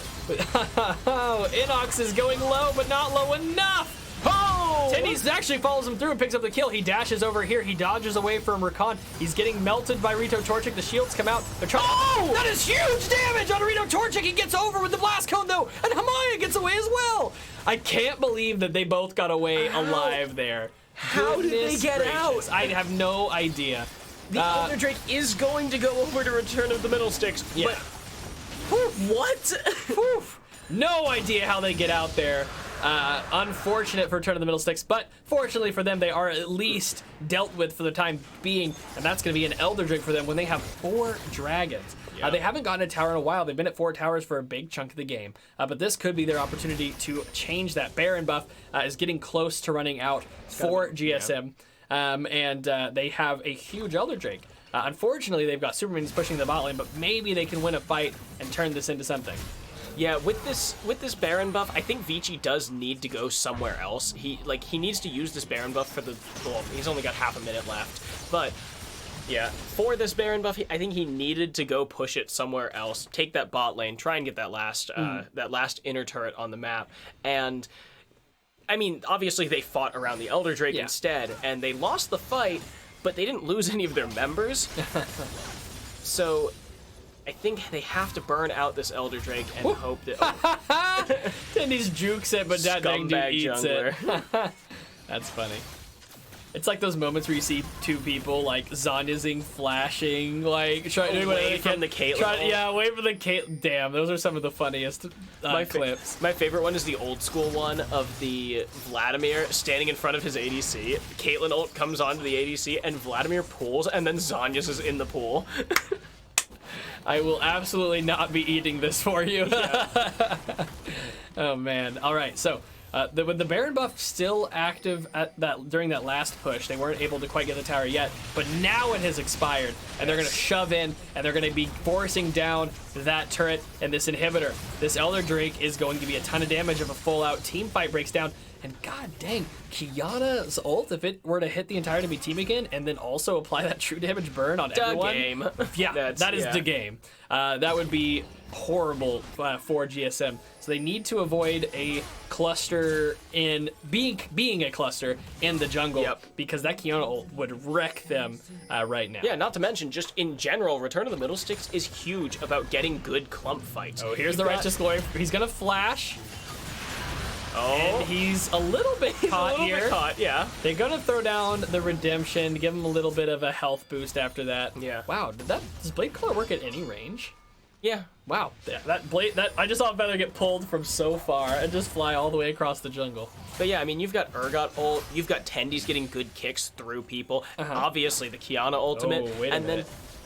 That was a little scary. Yeah. I thought Hamada was maybe gonna ward and jump over the wall, but then going to back unscathed. Featherstorm Blade Caller, and even if with all of that CC happening, you've got Morgana who can just jump into the middle of that and try and capitalize there. Meanwhile, the other team. These are all very much single target damage, or at least they're not huge AoE abilities. Yeah. You've got Rito Torchic who wants to kill one person. Inox wants to kill one person. Gragas pushes other people away so they can focus on one person. And Vici, who just really doesn't want to fight anyway. He just wants to split push. Yes, a split push boy.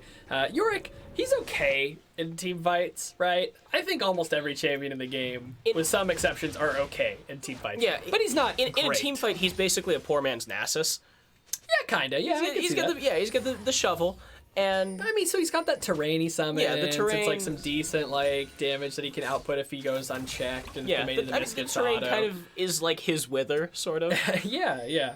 But like he's so good in skirmishes and duels. But sometimes he can struggle to find success in team fights. Not that you can't, obviously. You know, it's a very flexible game, League of Legends. But it's tougher, that's for sure. But this is where he wants to be. And this duel up here with this Urgot, he's dealing a lot of damage already. And Urgot's turning on the Maiden of the Mist, trying to kill. Whoa, my goodness. And the mid lane binding on Hamana, and they get the kill. Lane's gonna Sonya's, and he's just eventually going to go down. He wasn't able to kill the Maiden of the Mist. He can't kill the Maiden. He's still trying. He's still trying to kill the Maiden of the Mist. There's too many minions in the way, man. He can't do it. Solos are getting so much damage. He's gonna flash, but the tether's gonna get interrupted. Solar will go down to King Elof. Nice timing from him. Now the fight continues. Inox and Rito Torchic have GAs. They're kind of trying to kite back. Algu goes into stopwatch here. Tendi's getting low. He also has GA. That dang dude also has GA. Dear God, will anybody ever die for real? And Vici finally joins the fight. Yeah, Vici finally joins the fight after getting a solo kill that took him approximately 45 seconds to get. But he did get it. The beefcake duel. The beefcake duel, indeed. Alrighty. Can they get this Baron? Someone's gonna get this Baron. That's probably true. Wow, the Maiden of the Mist survives. 213 HP. Gonna hand over that red buff to Rito Torchic, and he's gonna back. The kill lead somehow over to Return to the Middle Sticks, while the gold lead is over to GSM. This game's all over the place right now. Overall, very close. Yes, very close. And it's 2,000 gold, and we're here at 41 minutes. So that 2,000 gold is like sneezing control wards. Sneezing control wards. All right, so Elder Dragon is spawning again. 20 seconds.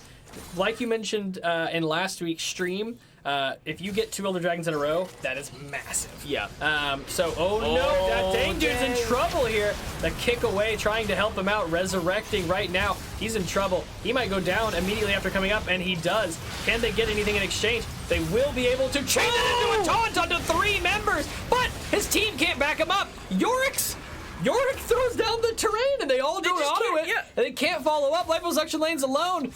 This could very well be the game. They just lost 2 members. They have minute-long death timers. Whoa! General Vici, level 18. He's fed off split pushing. He's here to take you out. He's getting ridiculously hurt. The minions come over. He has to flash away from them. General Vici, just a walking juggernaut, literally and figuratively at the moment, and almost kills Algu.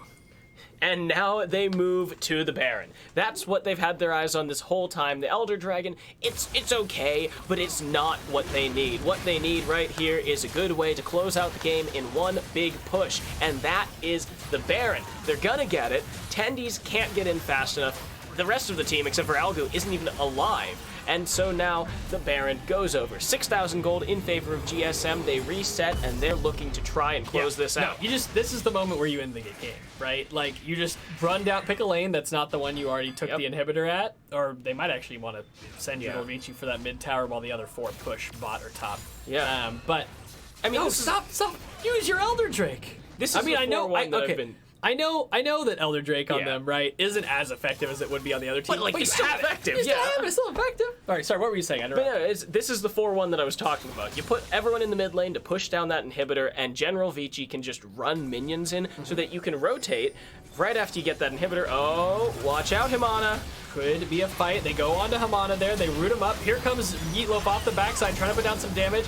Tendy's almost losing the GA. There it goes. Rito Torcha coming around with a huge ultimate. He's going to pick up a kill. Looks like they're going to follow it up. Never mind. Tendy's is very mobile. Starfall! Starfall comes around. Whoa! That Q does a ton of damage, and he executes Solazar. Liposuction lane goes down as well. Algu doesn't quite get the knock up there. He throws back the Q. He's trying to see if he can get a kill there. Algu, the only one remaining. That's almost 100% certainly going to be the game. They've got 2 minion waves in here. Algu doesn't even have the ultimate for any sort of god play. So, yep, that's going to be the game. GSM takes the win, and they remain undefeated. Return of the Middle Sticks actually drops to 1-3, if I'm not mistaken. Return of the Middle Sticks having a rough go of it in this first round robin. Rough go of it in the first round robin. But again, literally, the first half of the season for Diamond will be exactly replicated in the second half. So, you know, there's always a chance to come back. Yeah. And you just got to be in the top 4, I think, to make it into quarterfinals. Yep, top 4, you get quarters, and you just play those. Yeah. So that's that game.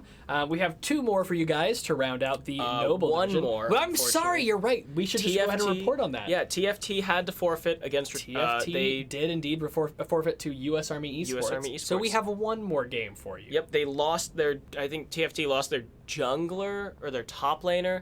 No, so they replaced one for one reason or another. I don't know the specifics. Heimerdoodles with a new jungler who was Masters last season. Right, so that jungler isn't eligible for the tournament. So they are playing in, like, you know, some other tournaments where the ranked rules are different, and the master player is allowed to play in the diamond capped division there.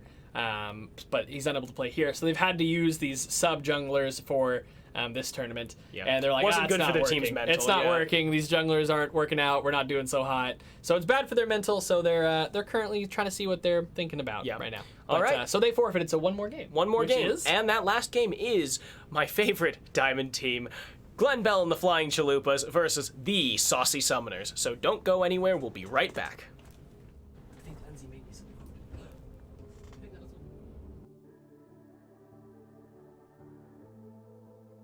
Legends never die when the world is calling you. Can you hear them screaming out your name? Legends never die, they become a part of you. Every time you bleed far reaching greatness, relentless you survive. They never lose hope when everything's cold and the fighting's near. It's deep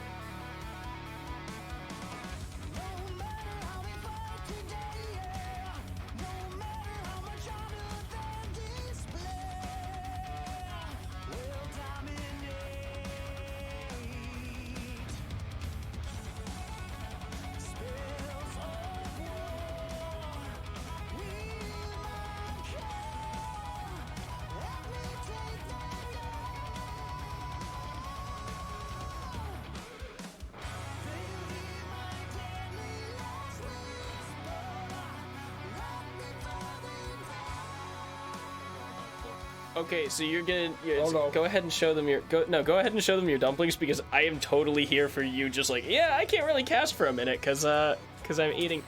Did I? No, forget to I'll put- be casting. I just was trying to eat between the games some. Yeah, Jack is hungry.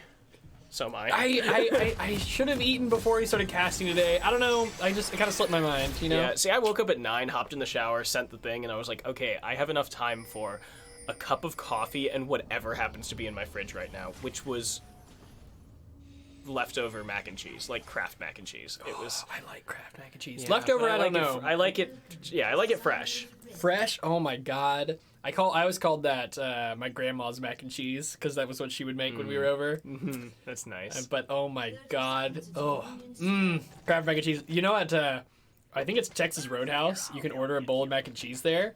And I'm pretty sure it's just Kraft mac and cheese. And it is a huge bowl. Oh my god. You just add a little bit of salt and pepper to it. Ooh. Okay, we should quick introduce our games before Right. we- yeah. I'm sorry. I was food is like, on the I was mind. like, I'm thinking about food now, and if I I'm sorry. start- You're right. I've been thinking about food for 3 games. So All right, so doesn't look like any level 1 action is going to be happening this game. So over on the blue side, we've got Glen Bell and the Flying Chalupas. We've got cute Lollythigh running into Killering here in the jungle. Doesn't look like much is going to come of it, though. We've got cute Lollythigh in the top lane on Kled, Hallow in the jungle on Karthus, Chris Can't Miss in the mid lane on Kennen, and Just Do It and Weenie in the bot lane on Ezreal and Leona. meanwhile, on the red side, we have the Sosi Summoners. It's Noxian Glory in the top lane playing Pantheon, Doc in the jungle on Lee Sin, Killering in the mid lane on LeBlanc, and in the bot lane Vital, and PB Doughboy playing Yeah. Xayah and Thresh. And if I'm not mistaken, they've had the Saucy Summoners have had a solid split so far. They lost to which team? Was it Return to the Middle Sticks? Or was it... Army? No, I think... It was one of the two. No, I know, because Yeah. remember, last week we were talking about how there was... They lost the GSM, it seems. We were talking about how there's like a little bit of some cyclical action. Yeah, because it was yeah. the head-to-head. So they lost the GSM and beat Return to the Middle Sticks and US Army Esports. Yeah, right? because we were talking about Okay, the potential of the head-to-head because they were playing Army. Right. And we were like, oh, well, if Army beats them, you've got Army over Saucy over Return of the Middle Sticks over Army. Gotcha. Or Well, other way around. Yes, I see what you... Yeah, but I get what you're getting at. All right, so... Now, here they are up against... So the only team they've lost to GSM is GSM so far. Now they're up against Glen Bell and the Flying Chalupas. And if they can take it home, they're on their way to securing the number 2 spot in the conference after the first round of round robin. Because if you can walk away 3-1 right now, GSM undefeated, but that's like GSM's undefeated, but Army lost. Ooh, Killering flashes in onto Chris Can't Miss. He gets the root despite the flash, and that's going to be first blood over to Doc and Killering. Yeah, On Ken- to Chris Can't Miss. Chris Can't Miss is playing Ken and MD, but it looks like the real Doc is in the jungle. God damn it, that was good. Got him! Little celebration in the chair as we're like, yes, what a good one. That was good. We Hey, need Just Do It getting shoved in here in the bot lane. What were you gonna say? Yeah, I was gonna say you gotta celebrate the good puns, because the bad ones like that's one thing, but Just Do It getting caught there by a Thresh hook, taking some damage, but Weenie going in. Weenie go in and gets the stun down. He gets ignited and flashes away preemptively. No, Noxian Glory going very low, but Doc is here. Can he get the kill onto cute Lollythigh before he remounts? Noxian Glory's coming back. Be careful, man. And he's going to be the one to get the kill. I think that was as Kled was remounting. It Yeah, looked like he was starting to jump up, but he hadn't gone invulnerable. They cut it close, yet. but they got it. PB Doughboy barely having his hook juked away. Those That's are when my he just favorite like jukes. little tiny you just side kind of step. like stop there for a second, and then you look at each other, and then he throws the thing, and you're like, haha. Oh man. Weenie looking to stop the back. Oh, Hook onto Ezreal, chasing the hook. He doesn't have the mana to chain it into a flay. Just Do It, very flow. Flash from PB Doughboy, heal from Just Do It to keep him alive. Meanwhile, Hallow slays Vital in the background, so he decides to go down without giving an assist over to Karthus. He was very close. He used that flame-powered auto to almost kill Just Do It. Flashed for the auto. Just Do It, really well-timed heal. Baited PB Doughboy towards the tower. And then is able to chase him down after Hallow and his his support finish chasing down Vital. And luckily for Just Do It, his Mystic Shot doesn't have a windup, as opposed to Thresh's auto attack, which does. So Just Do It did manage to get the kill there. Yeah, that windup. Yeah. All right, But so it looks hilarious when you're playing does. full attack speed AD Thresh, because then you just kind of go, you're like a sideways helicopter. a sideways helicopter. Okay, so we've got a small gold lead now in favor of Glenbell and the Flying Chalupas, despite Saucy Summoners being the team that picked up first blood. And that's probably mostly reflected in the small CS leads they have, and then the big CS lead they have in the mid lane. Yes, yeah, 42 to 28 is huge, and wow, Cute Lollythigh goes very low to Noxian Glory. Isn't he's a Targon, Yep, Targonian. Mount Targon, yeah. Targonian. He's a, He's well, not a he's an Noxian. aspect. That's not for Noxian Glory. Well, he used to be just a regular Targonian. Yeah, he used to be a regular Targonian, And but then now he's the aspect of war. Actually, no. Because I don't know if they changed his lore when they reworked him, but So- they retconned him because he used to just be like one of Leona and Diana's friends who was like, His oh, old lore was like, oh, hold on, a little bit. Okay, his old lore was like, oh, I'm just like a really like awesome soldier guy who's like but like not from like a noble family or anything, but I'm really tough. And he had like a rival who was like really good, but from a noble family, right? Yeah. So it was basically an anime. And eventually, oh wait a minute, Noxian Glory Noxian might be Glory. going down here. He blocks out half the damage, but he stuns him under the tower. He ignites him, but the Q comes out, and that's gonna be a solo kill for Cute Lollythigh onto Noxian Glory. I think had he canceled that E a little bit sooner for an auto, that could have gone differently. Yeah, Lollythigh going through, that was smart. And so then a bunch of like soldiers who want to try to become the aspect all make a trek up a mountain, which is almost always a death sentence, but you know, they want to try.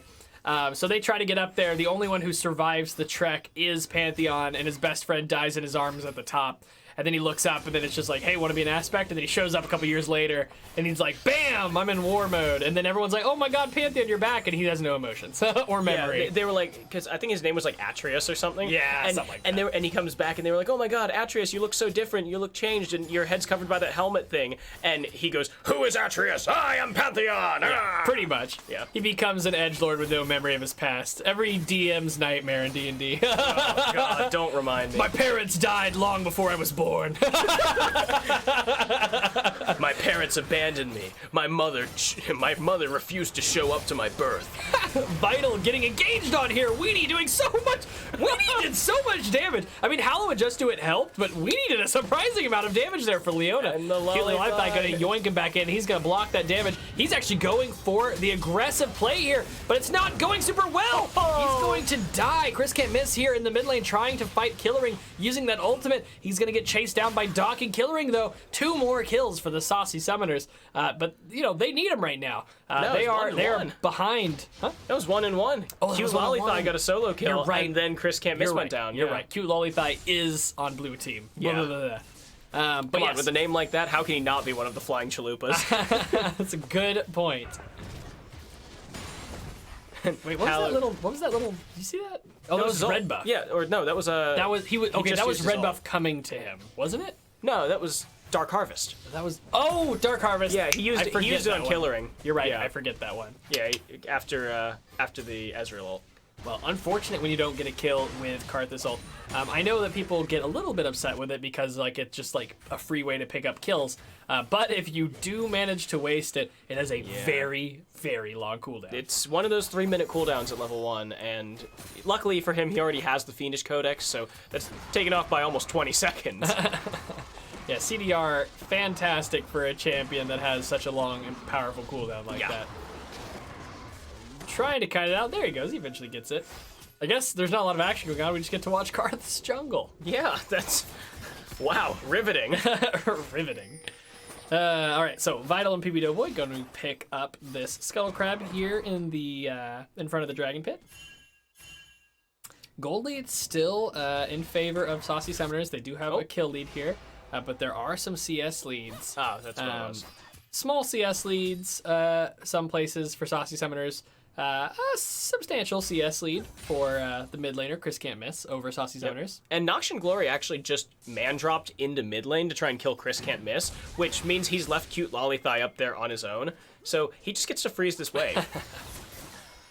Because he was Getting not lanes frozen going- against you is always, feels bad, man. Oh, I'm just so glad, like, that even though we're in gold and we're just, like, not very good, Ooh, gets the Oh, hook no. despite the our phase shift. second shift. Weenie getting chased down. Oh. Actually, Doc, that dash gets him away from the stun there. They kick him over, and they're going to eventually get the kill onto Weenie. It goes over to Vital. Wow, had he not been able to dash at that last second and avoid the central part of the Leona stun and damage, I think we might have seen Doc go down there. Yeah, but unfortunately for Weenie, Just Do It was being zoned off by Vital, and then he just kind of yes. missed everything right after that, so... Wait, PB Doughboy almost hits, that was a blind hook. Yeah. That was a blind hook. He almost Completely hit the blind hook. Yeah. Almost hits the blind to hook, almost read hollow like a book. Oh, we could write a little thresh poem. Something about reading you like a book, something with a hook. It's great. We're off to a good start. Didn't We have even one look. line. Didn't even look! Bam! Ooh, gets the stun on the Killering, but we get a cut away. Now because Hallow's a little Hallow's bit in trouble. shook. Doc has to go over the wall to PB Doughboy. If we can rhyme and shoutcast quickly, we're basically rapping. That's straight, yeah. We're freestyling. Freestyling. Now, actually, Glorly trying to get some damage on a Q Lollythai Oh, here. come on! This Ah, is the a last little auto bit sad attack. to watch. Pantheon with lethality against armor is not great. If your opponent is a champion that can go armor, you might be better off going Black Cleaver to, work with your Conqueror Yeah. to let you still do damage over time. Lethality is hard countered by armor, right? Like, that's the whole point. Because But- okay. Well, Q Lollithai might be going down here. Thanks to Doc. Oh, God! Oof, shut down over to Noxian Glory. Oh, the ultimate's coming out. Will the shield be enough? It is! This is still pretty early in the game, You don't have level 2 ultimate yet as Karthus or a crap ton of AP. Yeah. He only has the Runic Echoes at the moment. He doesn't even have Magic Pen from Sork Shoes. Weenie gets locked up under tower by Killering. Killering's trying to get stunned. However, he doesn't chain. I think if you perfectly chain those, like if you ult and then stun them Yeah. right, like you cast the ult and then stun them right in it, then it will work seamlessly. But if you even miss a beat trying to wait between that, people with dashes and blinks will get out. And Killering did get out, but We've seen a lot of Leona today. yeah, well, actually, it's surprising. What, 3 Leonas? 2 Leonas? Yeah. She's getting popular again. Yeah. And this is our second Lee Sin too. Second Karthus, second Lee Sin. Yeah. Second Karthus, yeah. We see a lot of common themes, and it's always interesting because these Yeah, teams obviously don't communicate saying, "Are we all gonna play, Mundo So, this week?" Yeah, are we playing Mundo this week? Okay, yeah. So It's jungle, just jungle. They're kind of taking note of things that they think are strong, and they think are, and there's always kind of.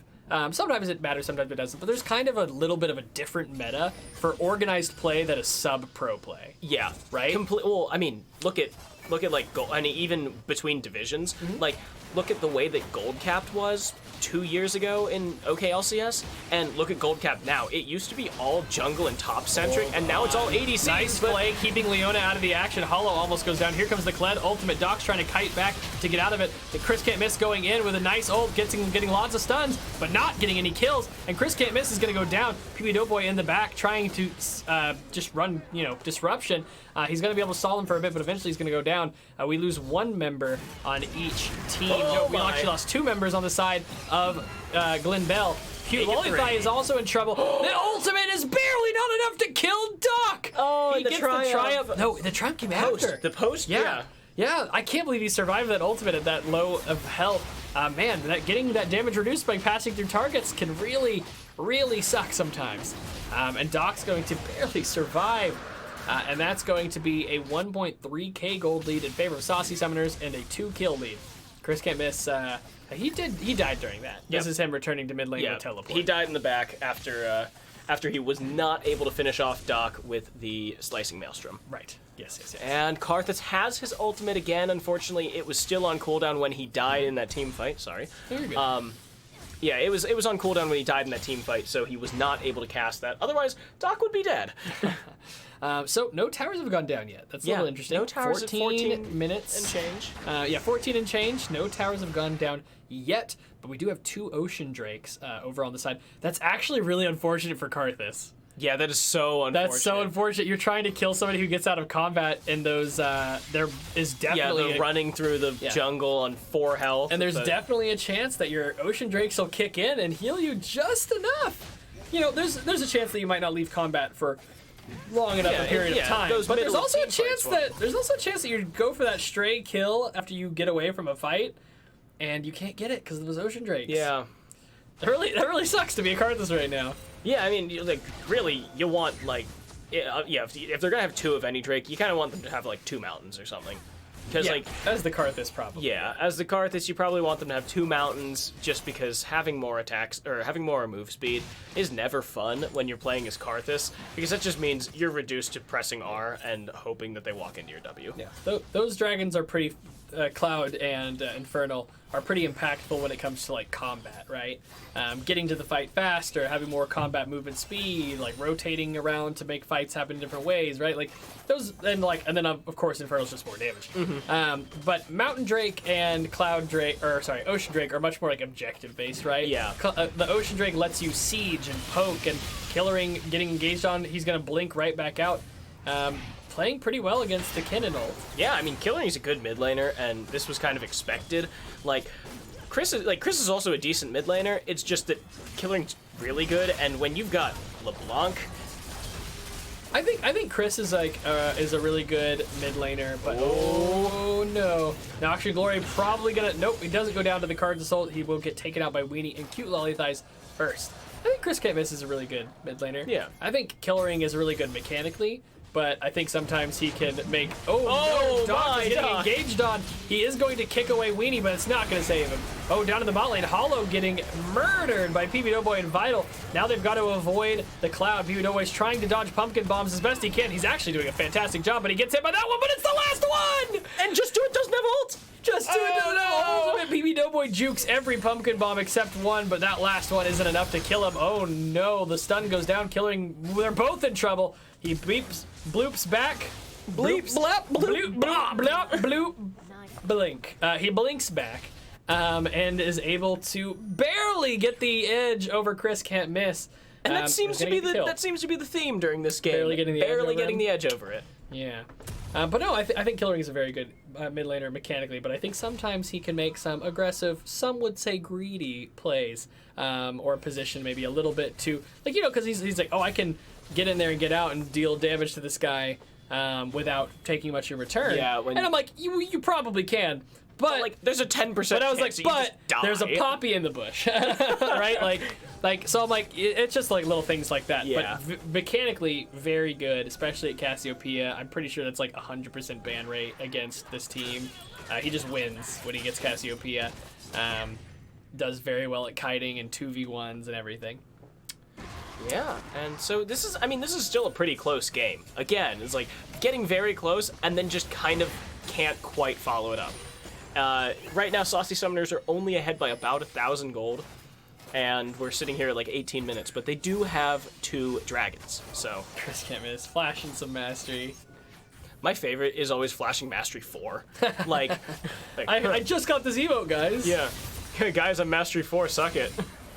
Everyone's showing up with their like 500,000 points on someone. I'm All right, like, here comes Cute Lolly Thighs trying to go into Vital. Nice disengage from PB Doughboy, but we need flash ults. Doc in trouble. He flash kicks. Here's Pantheon on the backside going in onto Chris Can't Miss. Meanwhile, Killering and Just Do It going pretty low. Vital about to go down. So does Chris Can't Miss, and so does Noxian Glory. We've got 3 members left against 4. Here comes the ultimate from Karthus. Can they turn on to Weenie and get this kill here? They can. They can. The smite comes down to get the kill.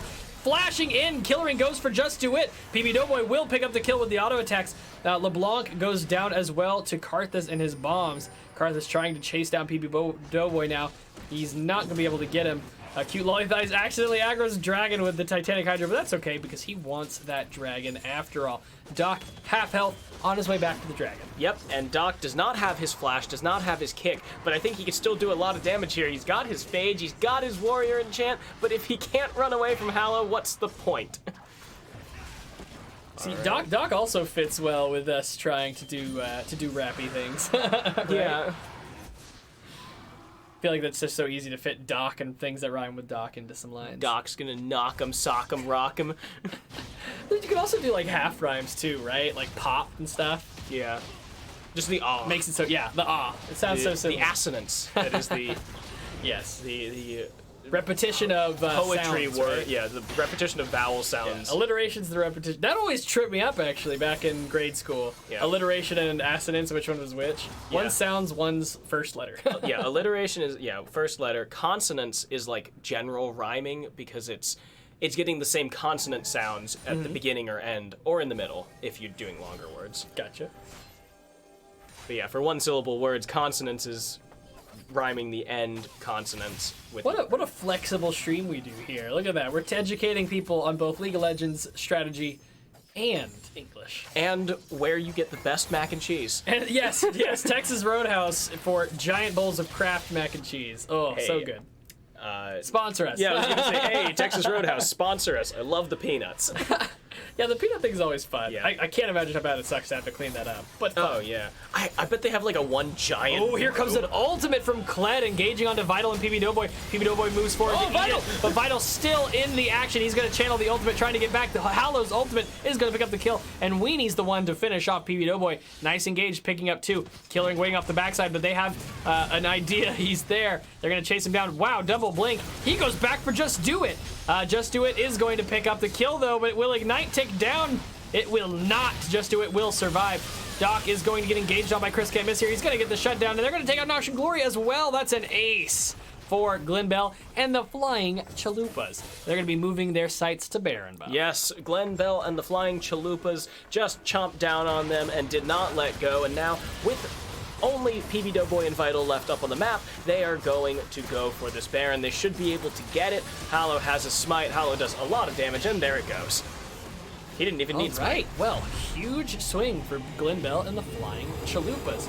That's going to put them up after that back 3.5K? Wait, what is that? 3.5K. Yep, 3.5K gold up on their opponents, and they all just backed and bought.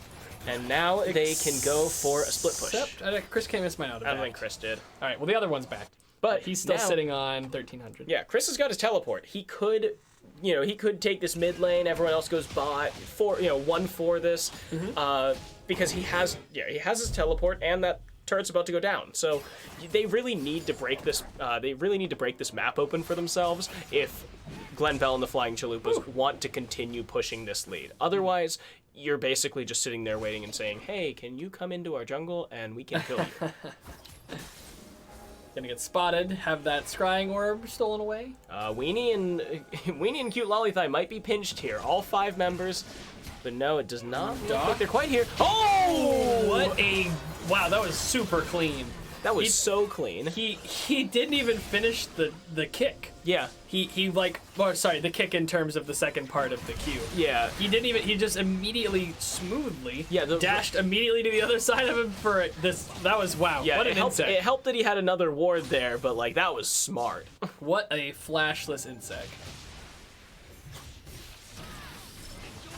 All right, Chris Can't Miss. Getting engaged a little bit. I remember Or when engaged a people little bit. figured out like the kick Ooh, flash, nice poke. Uh-huh. where you can kick them and then flash around the other side in the kick animation. Mm-hmm. And I remember everyone was like, "Wow, this is so much harder than an insect." But like, so many people figured out, like, so many people worked on the kick flash that like a lot of people aren't very good at insecting, like true insecting. True insecting, yeah. Oh, Vital trying to steal away the red buff. That Cledel is going to stop shy, though. Yeah, so far away. He was coming Noxian from Glory base. eats a lot of damage right there. That. Oh, the flash by Kennen though. Whoa. Yeah, Kennen flashing in, going hard for Vital here.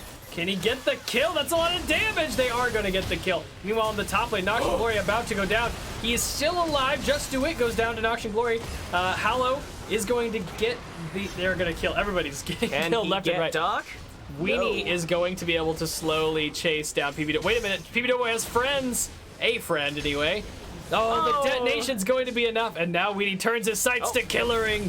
He gets the stun. He gets the red buff proc. He flashes. No!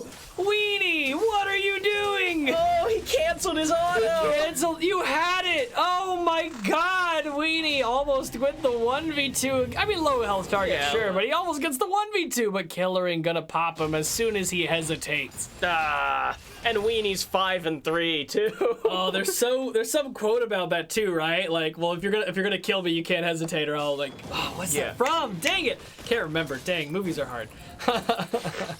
All right, so Look we've at that. got them starting up the map. We got poetry, we got food, we got League of Legends, and most importantly, we've got film. Yes, film. We've got it all.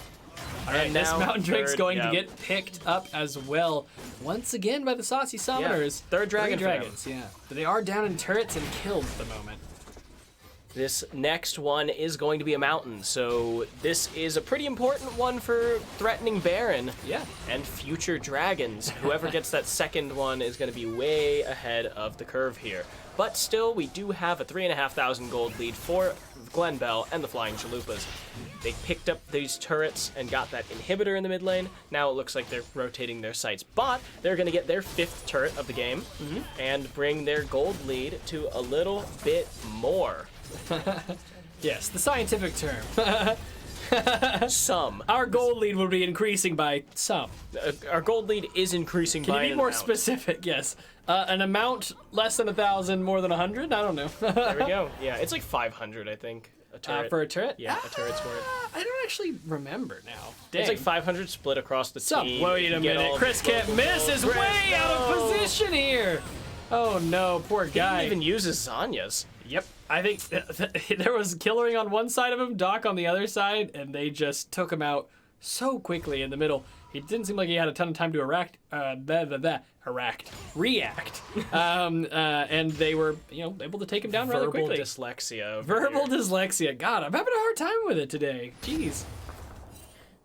All right, so the gold lead actually decreases by a little bit. It's about 3,000 now instead of the 3,700 that we saw right after they took that turret.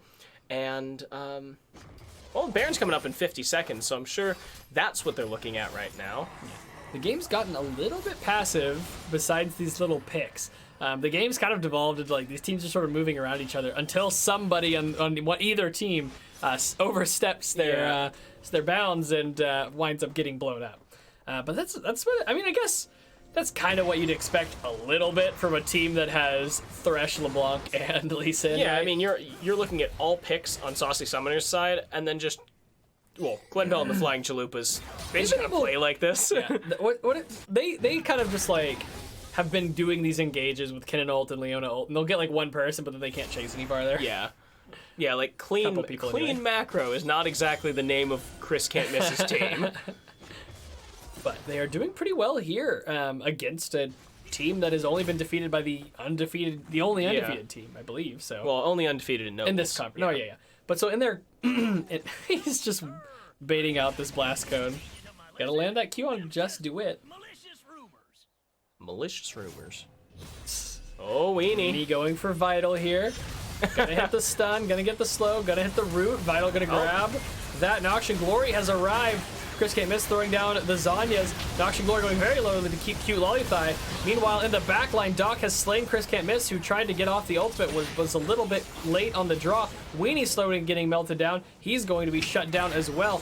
Killering now on the chase. Hallow very low. Cute Lollithigh dismounted. Just Do It looking pretty fine. Yeah, Just Do It is 100% A-OK here. Yeah, he's good. Except for losing 2 of his teammates and possibly the Baron.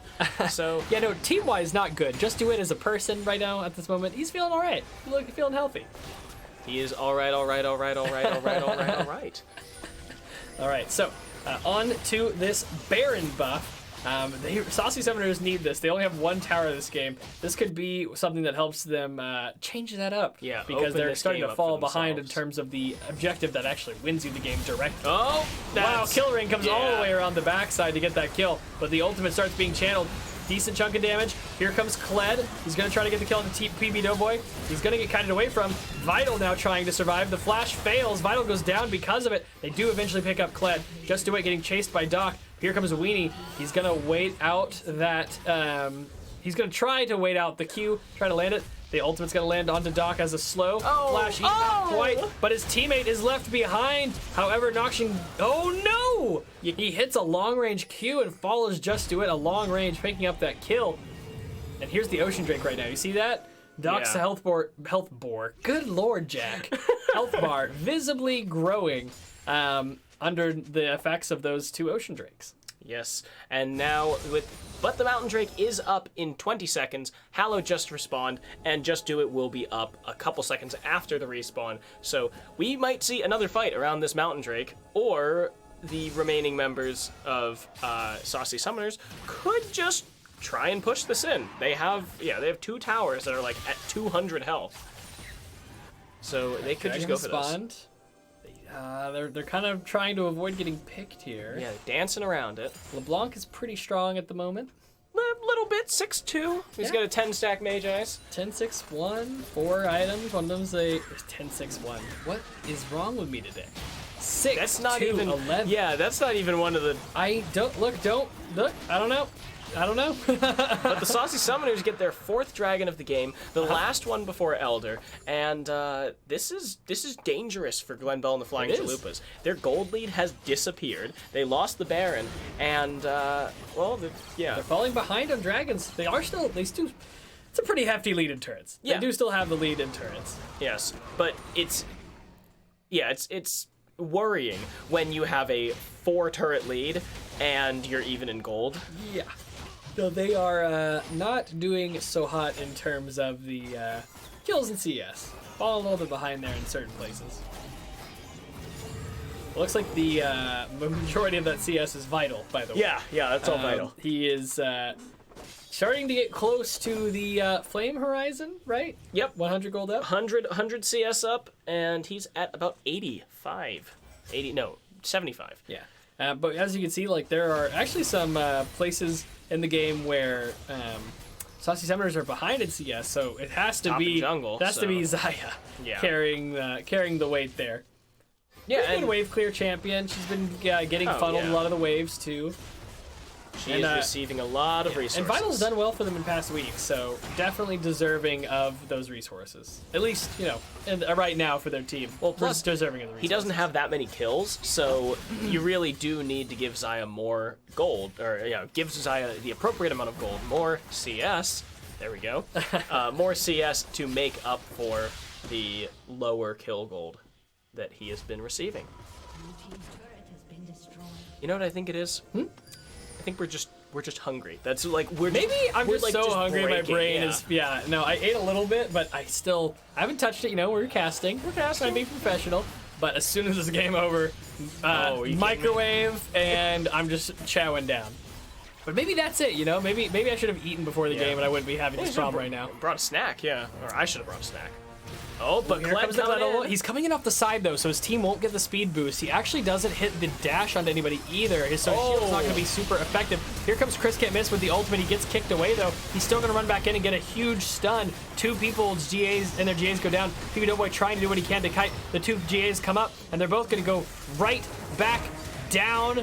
It appears to be the case. Cute Lollipop walks away. Triple kill over to Karthus as everybody gets those targets low. Vital, however, barely surviving. Oh, Cute Lollipop gets baited. He flashes onto a clone. And here comes Killering. Oh no. Oh goodness. Cute Lollipop oversteps his bounds. And he's going to get return killed by Killering and Vital, who are going to be trying to see if they can protect this inhibitor, but I don't think it's possible, especially considering here comes a teleport from Chris Can't Miss. So they did end up getting. He uses his mobility spells, though, and now Killering's onto him. Oh, no, wait a minute. Oh, he got his E back up, though, and he's trying to run away, and he's going to get away. That was close. Okay, well, Chris Can't Miss used his teleport there, and now he has to go back again. So unfortunate, but the Saucy Summoners with their Baron, they got 2 extra turrets. So not great considering the number of turrets that are available for them to get here. They could have taken an inner, they could have, taken multiple inners, but the gold is even again, which is basically where the Saucy Summoners want it to be right now. LeBlanc is going to get massively scary, and Xayah is going to be way better in the late game than Ezreal will be. So the only problem that you're dealing with in terms of late game hyper carry potential is Karthus. Yep. Oh, Doc looking for a weenie. They just saw Hallow back. Oh, he messed failed it up! Failed the insect. Oh, Glorious here, such though. a good insect earlier this game, and this time he messes up, and that's definitely costing him the kill there. Oh, now Doc might be in trouble. Weenie, you went in Here early. comes the engage from Chris Can't Miss and Q Lollipop. Oh no! Chris Can't Miss gets deleted before he gets to do much. PB Doughboy about to go down as well. Noxian Glory going to be the one to get the kill onto Weenie. A QSS hook there. Q Lollipop gets, oh my goodness, and a flash from Doc for that Q as well. Hallow, the only member remaining, and here's Pantheon. Wait a minute, you're deep. You're so deep. Oh God, be careful. He might go down here to Hallow. He is going to go down to Hallow. They will eventually pick up the kill though. Baron is up. They could try to go for it, or they could try to go for towers, or you could back and do none of those things. Okay, there you go, Okay, Vital. there we go. you Thank have you, Vital. you have Ocean Drake, so you're going to heal up a decent chunk just walking around the map. And that, as they say in Mexico, was not good. It just, I mean, Hallow was the last person into the fight. He wasn't able to get in there because he had just gone back, but Weenie engaged early and got, basically forced out of the fight with how much damage he took. Chris Can't Miss got popped. This is the move, right? Take the Baron, use the enhanced back, buy with all the gold you just got, book it to Elder Drake. Elder Drake will be more aligned with your Baron buff then by that point, and then you can take that and end the game. Yeah, to end the game. Exactly. Yeah. You'll have back to spend your gold, which is important. You will have your Baron buff. You go pick up the Elder Dragon with that lead you just picked up, and then you just run it down. Yeah, because they went from dead even to 5,000 gold in the lead. Yep. So Saucy Summoners right now, they're actually sitting at a point that they haven't really had all game. It's been a very back and forth game. Yeah, it's been very back and forth, but it's been very close back and forth. Where Gwen Bell and the Flying Chihuahuas. Killering's no! Oh no! Killering ends away! He goes over into the bush, lands in the bush to find a stun waiting for him. Here goes Kled, giving his team a little bit of a speed boost. He gets kicked away. Noxian Glory going very low. They're going to try to get Weenie. They're not even going to get Weenie. Chris Can't Miss is alive still. He goes into the Zanyas. The Q comes out from Doc. Really well timed. The stun keeps him from getting the kill. Double kill goes over to Zaya. However, as Vital picks up a kill, flash over. Nice route. Vital's going for Just Do It. Looks like he's going to get it. Assist from BB Doughboy. Triple kill. I don't know how they still managed to win that after Killering just ended right there. Yeah, Killering just died, but then Noxian Glory got out of the fight and then went back in order to run interference for his team. Hallow didn't really get to do anything because he was trying to stay alive in so much as nice Gets it off this time, and that's gonna be the kill onto Hallow. He's redeemed himself. Wait a minute, Vital trolling him a little bit. They're losing their base to super minions. They're losing their base to save super minions. They do all have to back. They do have the Elder Drake now, and they're going to go back and they're going to clear this. They're going to buy. They really need to try to push for the win at some point. If they don't int away a kill like that, int away one of their team like that, they have a really decent shot at just closing this game out with brute force. Yeah. Oh, no, certainly. They've got 7,000 gold ahead in their pockets, and... Well, wow. And Vital just killed that with like 4 autos, maybe 3. Yeah, they've got the Baron, they've got the Dragon, and they have 2 Mountain Drakes and 2 Ocean Drakes. Yep. Siege. Siege. Yeah, Elder, Ocean, Mountain, this is Siege City. Why are you not sieging in that case? Yeah, and right now, I mean, you've got Killering pushing in waves in the bottom, but he doesn't have Baron buff, which they still have for half a minute here. And so... you're really looking at, okay, good guy, Doc. Tanking for the cannon minion. Doughboy gets Weenie. They're gonna play him back in, slow him up, stun him up. He doesn't even get his ultimate off. Vital is legendary. They kick Chris Can't Miss out of the team, trying to reduce the damage. Cute Lollipop trying to do what he can, but he's gonna get murdered real quick. Hallow now goes into his passive. He's gonna channel the ultimate. It doesn't actually get any kills. He starts throwing down the pumpkin bombs. He only has time for 2 more. They're not even able to pop Noxian Glory's GA. 4 members down. Just Do It, the only person left alive. But the health bars on, they're low, but they have 2 GAs. So like nobody's in danger of dying. 2 GAs and 2 Oceans. All right, this is very possibly the game. Yeah. Chris Can't Miss will not be up for 25 seconds. Just Do It's the only person up. Several GAs. I think that's just 3 might be the GAs. ball game, and they've got double Baron cannon minions. Doc's here, Killering's coming in, bringing a new wave, and that's 1 Nexus turret going down, a 2nd Nexus turret going down. Weenie's here, but I don't think there's anything to... Oh, Doc. That was pretty clean, but that was also a clean blink. Yeah, from clean Ezreal. blink. And right. Saucy Summoners go to 3-1. So that's the game. Saucy Summoners 3-1 after week 4. questionably the second best team to GSM in terms of standings. I'm not like objectively looking at skill level. I'm just basing this off results. Oh, 100%. Yeah. I don't want to go out there and piss people off, but based on results, currently maybe the second best team based on record. Yeah, that's... And after week 5, we'll have a clear view in terms of records. Have to see how this first round robin went for their conference. And then we're going to run it back. Yeah, we're gonna run it back. But that will be all of our games for today for Diamond Division. Gold will go off at 4 o'clock. I'll be posting the schedule shortly. I love you all, and goodbye. I'm going to go stick this in the microwave.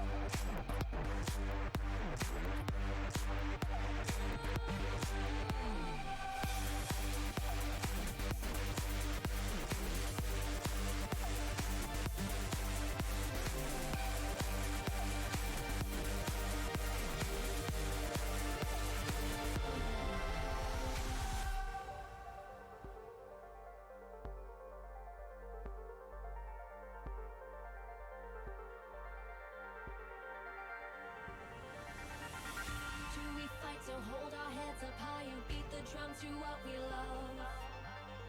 Risk the fall, or we have felt it all come crashing down from far above. Stars are rising, countless worlds colliding, only one will take it all. Can we bring to fall the giants? Can we make the final call?